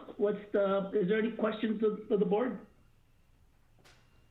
Mr. Chair, Jim here. I'd like to ask a question of staff and make a comment, please. Yes, sir. Sorry, I was waiting for my video to pop up there. So one of the things that I saw in the presentation that I wanted to repeat again is no specific development plan application has been filed at this time. Any impacts analysis would be speculative until nature, location, scale, and extent of the impacts are known.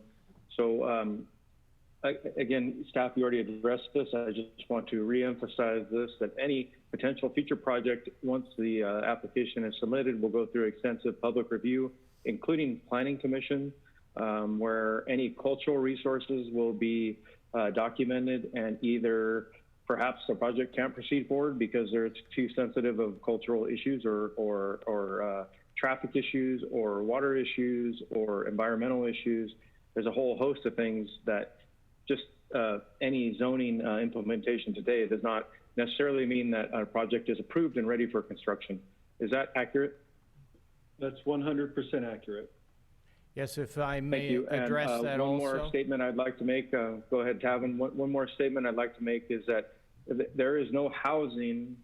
We've said it, I've heard it probably 3 or 4 times, but I want to be clear again, and we said it in our last public hearing, there is no housing in C1, it's not allowed.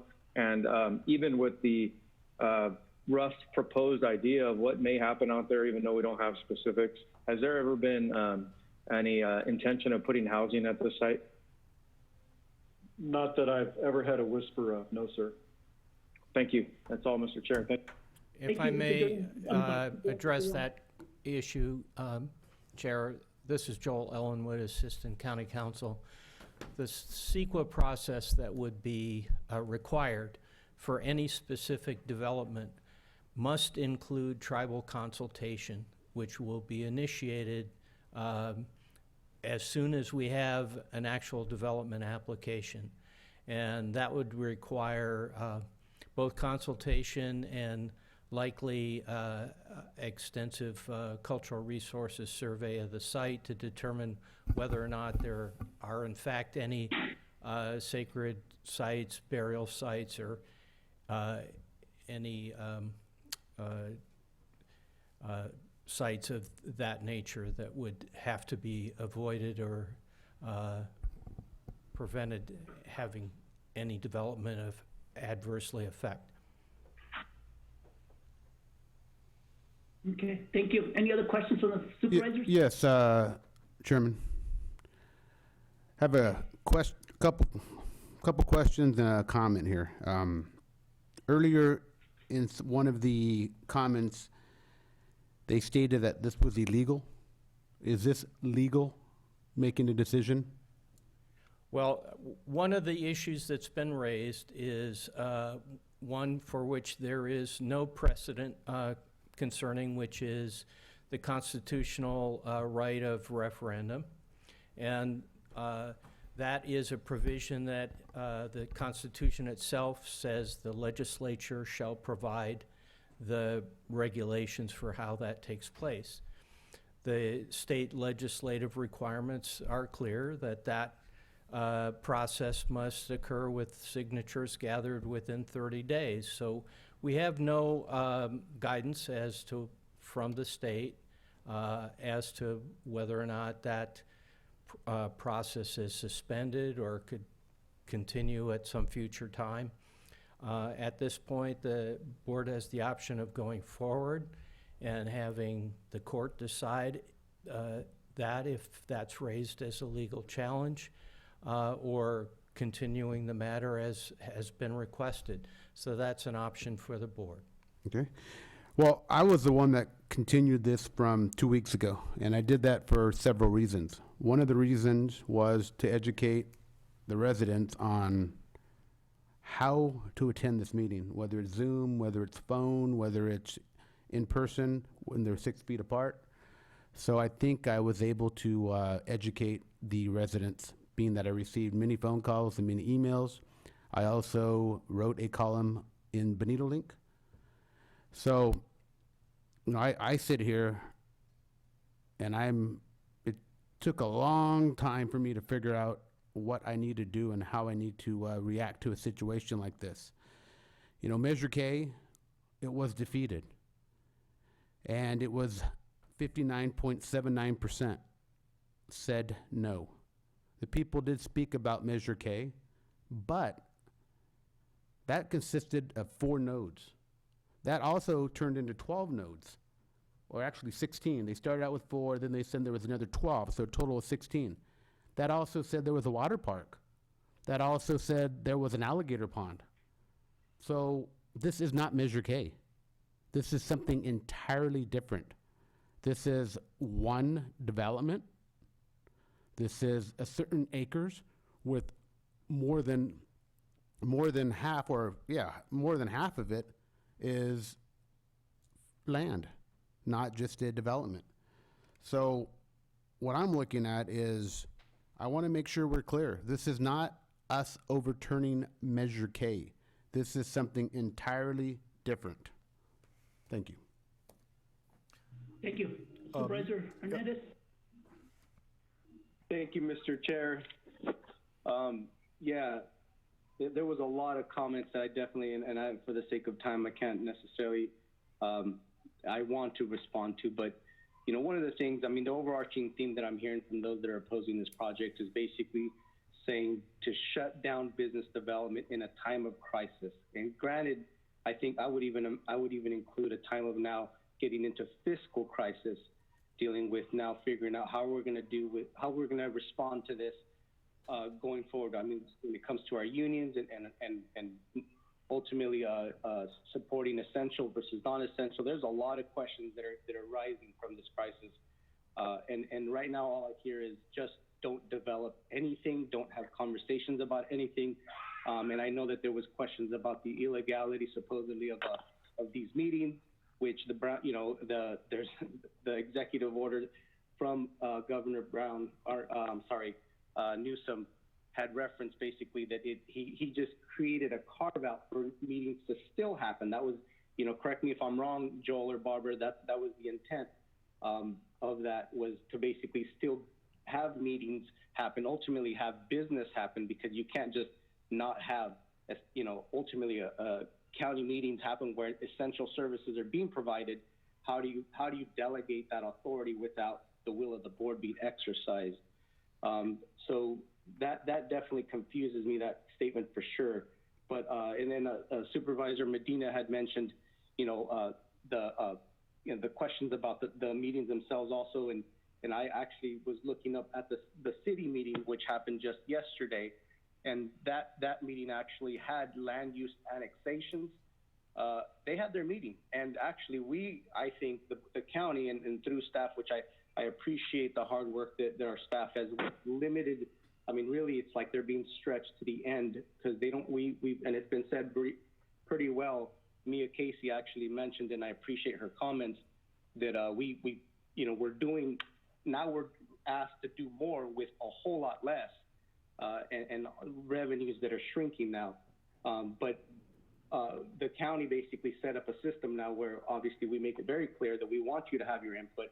The Board of Supervisors supported basically giving it another 2 weeks to make sure that we had input.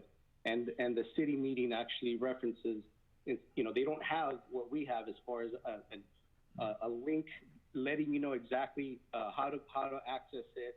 You have plenty of opportunity to ultimately learn how to use the Zoom meetings. On the city's meeting, it actually references that you email basically city staff, and they'll send you a link to a Zoom meeting, which is a whole nother layer, and yet they still went through the whole process. They have, so under that same guise, my point is we need to keep doing business. And granted, we have to tread carefully. We have to consider the safety element first, but it's to not do business would be a very harsh reality to our citizens of our community. But, and then the other thing that I was gonna mention is this is exactly why, especially as a business owner, if we're really trying to develop a successful plan to be sustainable, as I mentioned earlier, then we have to consider what that means, because a plan you implement, or you plan today, but then you implement over time. And right now, we actually just yesterday, we got a letter from Church Brother Farms, and then I'm very familiar with a warn notice that they gave to their employees and they sent to the county, which is a Worker Adjustment and Retraining Notification Act. So this is something that you get when you're basically shutting the doors. And there were 78 employees, and this is in an agricultural industry business. 78 employees entailing a mass layoff because of the implications, and it says very clearly within the letter that this is due to the COVID-19 crisis. So this is, and there's more to come with this. And I'm not trying to scare people, because the reality is I'm trying to inject hope that we would actually start to consider how we pivot from this and how do we do it safely, but just the same that we make decisions that's going to still open up the doors for essential services and ultimately for income to come in that's going to support the needs. I mean, to say that we just need to shut down development and shut down business. I mean, so at what point are we gonna start to question whether this is actually creating a public health issue, because now people aren't getting funds that they need to provide food, and ultimately now they get into a desperate situation, making decisions that might be unsafe because now they're lacking even just the essential needs. So there's too many disconnects in the statements that I've heard. And my last comment, Mr. Chair, is we've had a 2-week delay, and during that time, I've received 0 phone calls from anybody who would oppose this project. Zero emails, 0 phone calls. We got everything just yesterday. It seems like all the emails opposing this project just yesterday.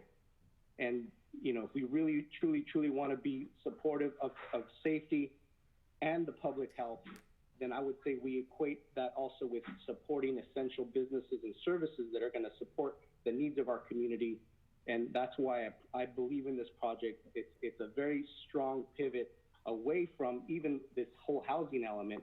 It seems like every day there's concessions being given to try to make sure that we're supporting the needs of the community. And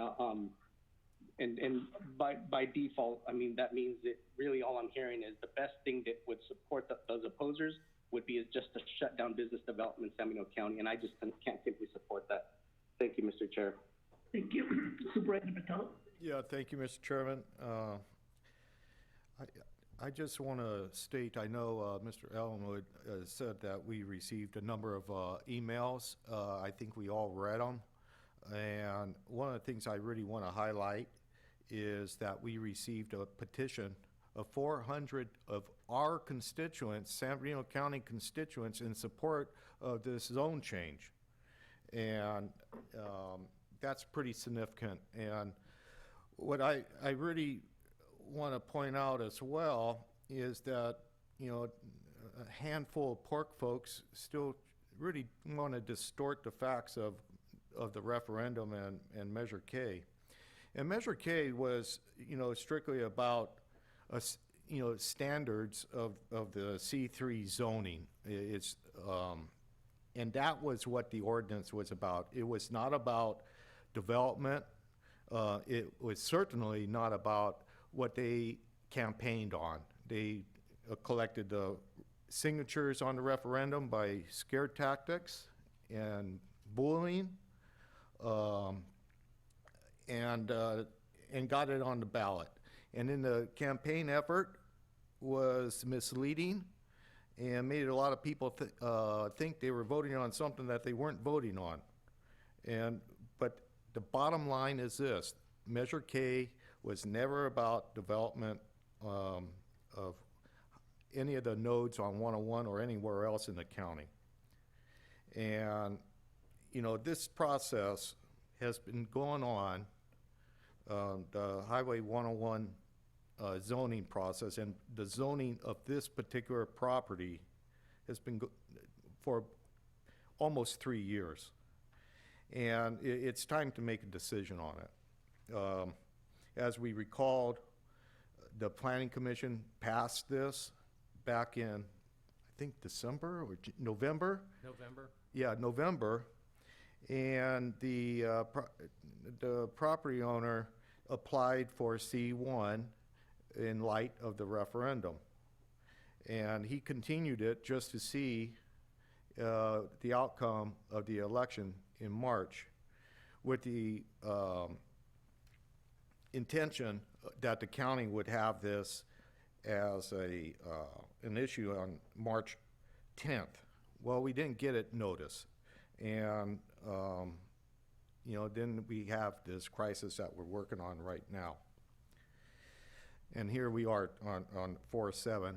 The world has changed. I had a constituent, like Supervisor Hernandez. I had one phone call, and it was in support of doing this action today. I had no phone calls in opposition. I did have one message from a constituent in opposition, and she expressed concern, I won't read the whole thing, that I'm devoted to this project. I'm not devoted to this project. I'm not. I'm devoted to the people of San Bernardino County. And I've spent hundreds, if not thousands of hours on this dais, meetings with constituents, phone calls with our staff. And I understand what the problems and issues are of this county, real clear. And what we need is diversification of our economy and jobs, businesses, as well as additional tax revenue to provide for the work environment and the professionalism that our constituents deserve as public servants. And this is just one component of some real hard-laid plans to improve our county that we must continue to strive to make better. And that is not, you know, I hear loud and clear, you know, concerns about the cultural resources. And I'm very familiar with this property. I have a long history. I spent hundreds of hours there working as a kid. The RV park belonged to my family at one time, and I farmed that area next to it as well when I first started. And I never came across any Native American artifacts, but that's not to say that it's not important to examine the cultural resources that are there. That is part of a development application. It's not a big deal. And instead of being obstructionists, I highly recommend to the Native Americans to work with the owner of the project. I think it's very compatible to enhance the Pajaro River, clean it up, and educate the people of what was there before. The way it is now, it's worthless, worthless. And you have an opportunity to really make something special. It would be special to the whole county. Being from San Juan and being a business owner myself and family having business, I think this is an opportunity to enhance business. It's not a hurt San Juan. It makes San Juan better and stronger. And I'm going to stick to my guns. I think we're going to go forward with this, and hopefully we get a good project that betters not only that area of 101, but the whole county. And so with that, I'm going to leave it that I'm very optimistic that we, as somebody said in public comment, that we come together as a community. And that came from a No on K person, I think. So I'm going to work to my last hour as a supervisor, seeing that these things are to be done. Thank you. Thank you, Supervisor Patello. Okay, I'm gonna make it brief and then ask for emotions. I'm gonna stick to my position that I did not support this at the last meeting, and I will not continue to support this project. I feel that in today's time, the coronavirus makes it real hard for members of the public, if they wish to object the vote of the Board of Supervisors, to go out and get signatures. That will not be afforded. It will be very difficult. I also believe that it's kind of circumventing the Measure K, and for those two reasons, I'm not going to support this this project and this motion. Is there a motion on the table? Mr. Chair, could I read the title of the ordinance for the record? Yes. Okay, it's an ordinance of the San Benito County Board of Supervisors to approve the zone change petition, County File PLN 190060 Bettabell Road, and rezone the portions of the parcels described here and to include the commercial thoroughfare C1 combining zone district. As stated by County Council, I'll make a motion to approve ordinance number 1008. Is there a second? Second, Mr. Chair. Thank you. Motion by Supervisor Patello, second by Supervisor Hernandez. We will do roll call. Medina? Yes. Patello? Yes. Gilio? Aye. Hernandez? Yes. Dela Cruz? No. Motion passes 4-1. Thank you. Now we will go to closed session. Anyone from the public wish to discuss any of the items in closed session? Confirm we have a separate number to call in on that, Mr. Chair. Is that correct? Yes, we'll take care of that. Okay, Thank Barbara, you want to? Number 16, closed session conference with legal counsel, threat to public services or facilities, Government Code Section 54957A. Tracy Belton, Director of Health and Human Services. 17, closed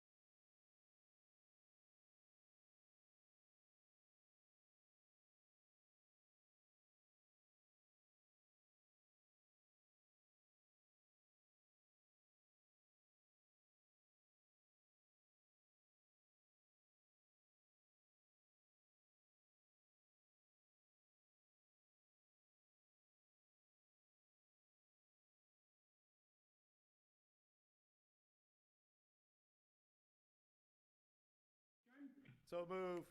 So moved. Motion by Hernandez, second by Supervisor Patello. All those in favor say aye. Aye.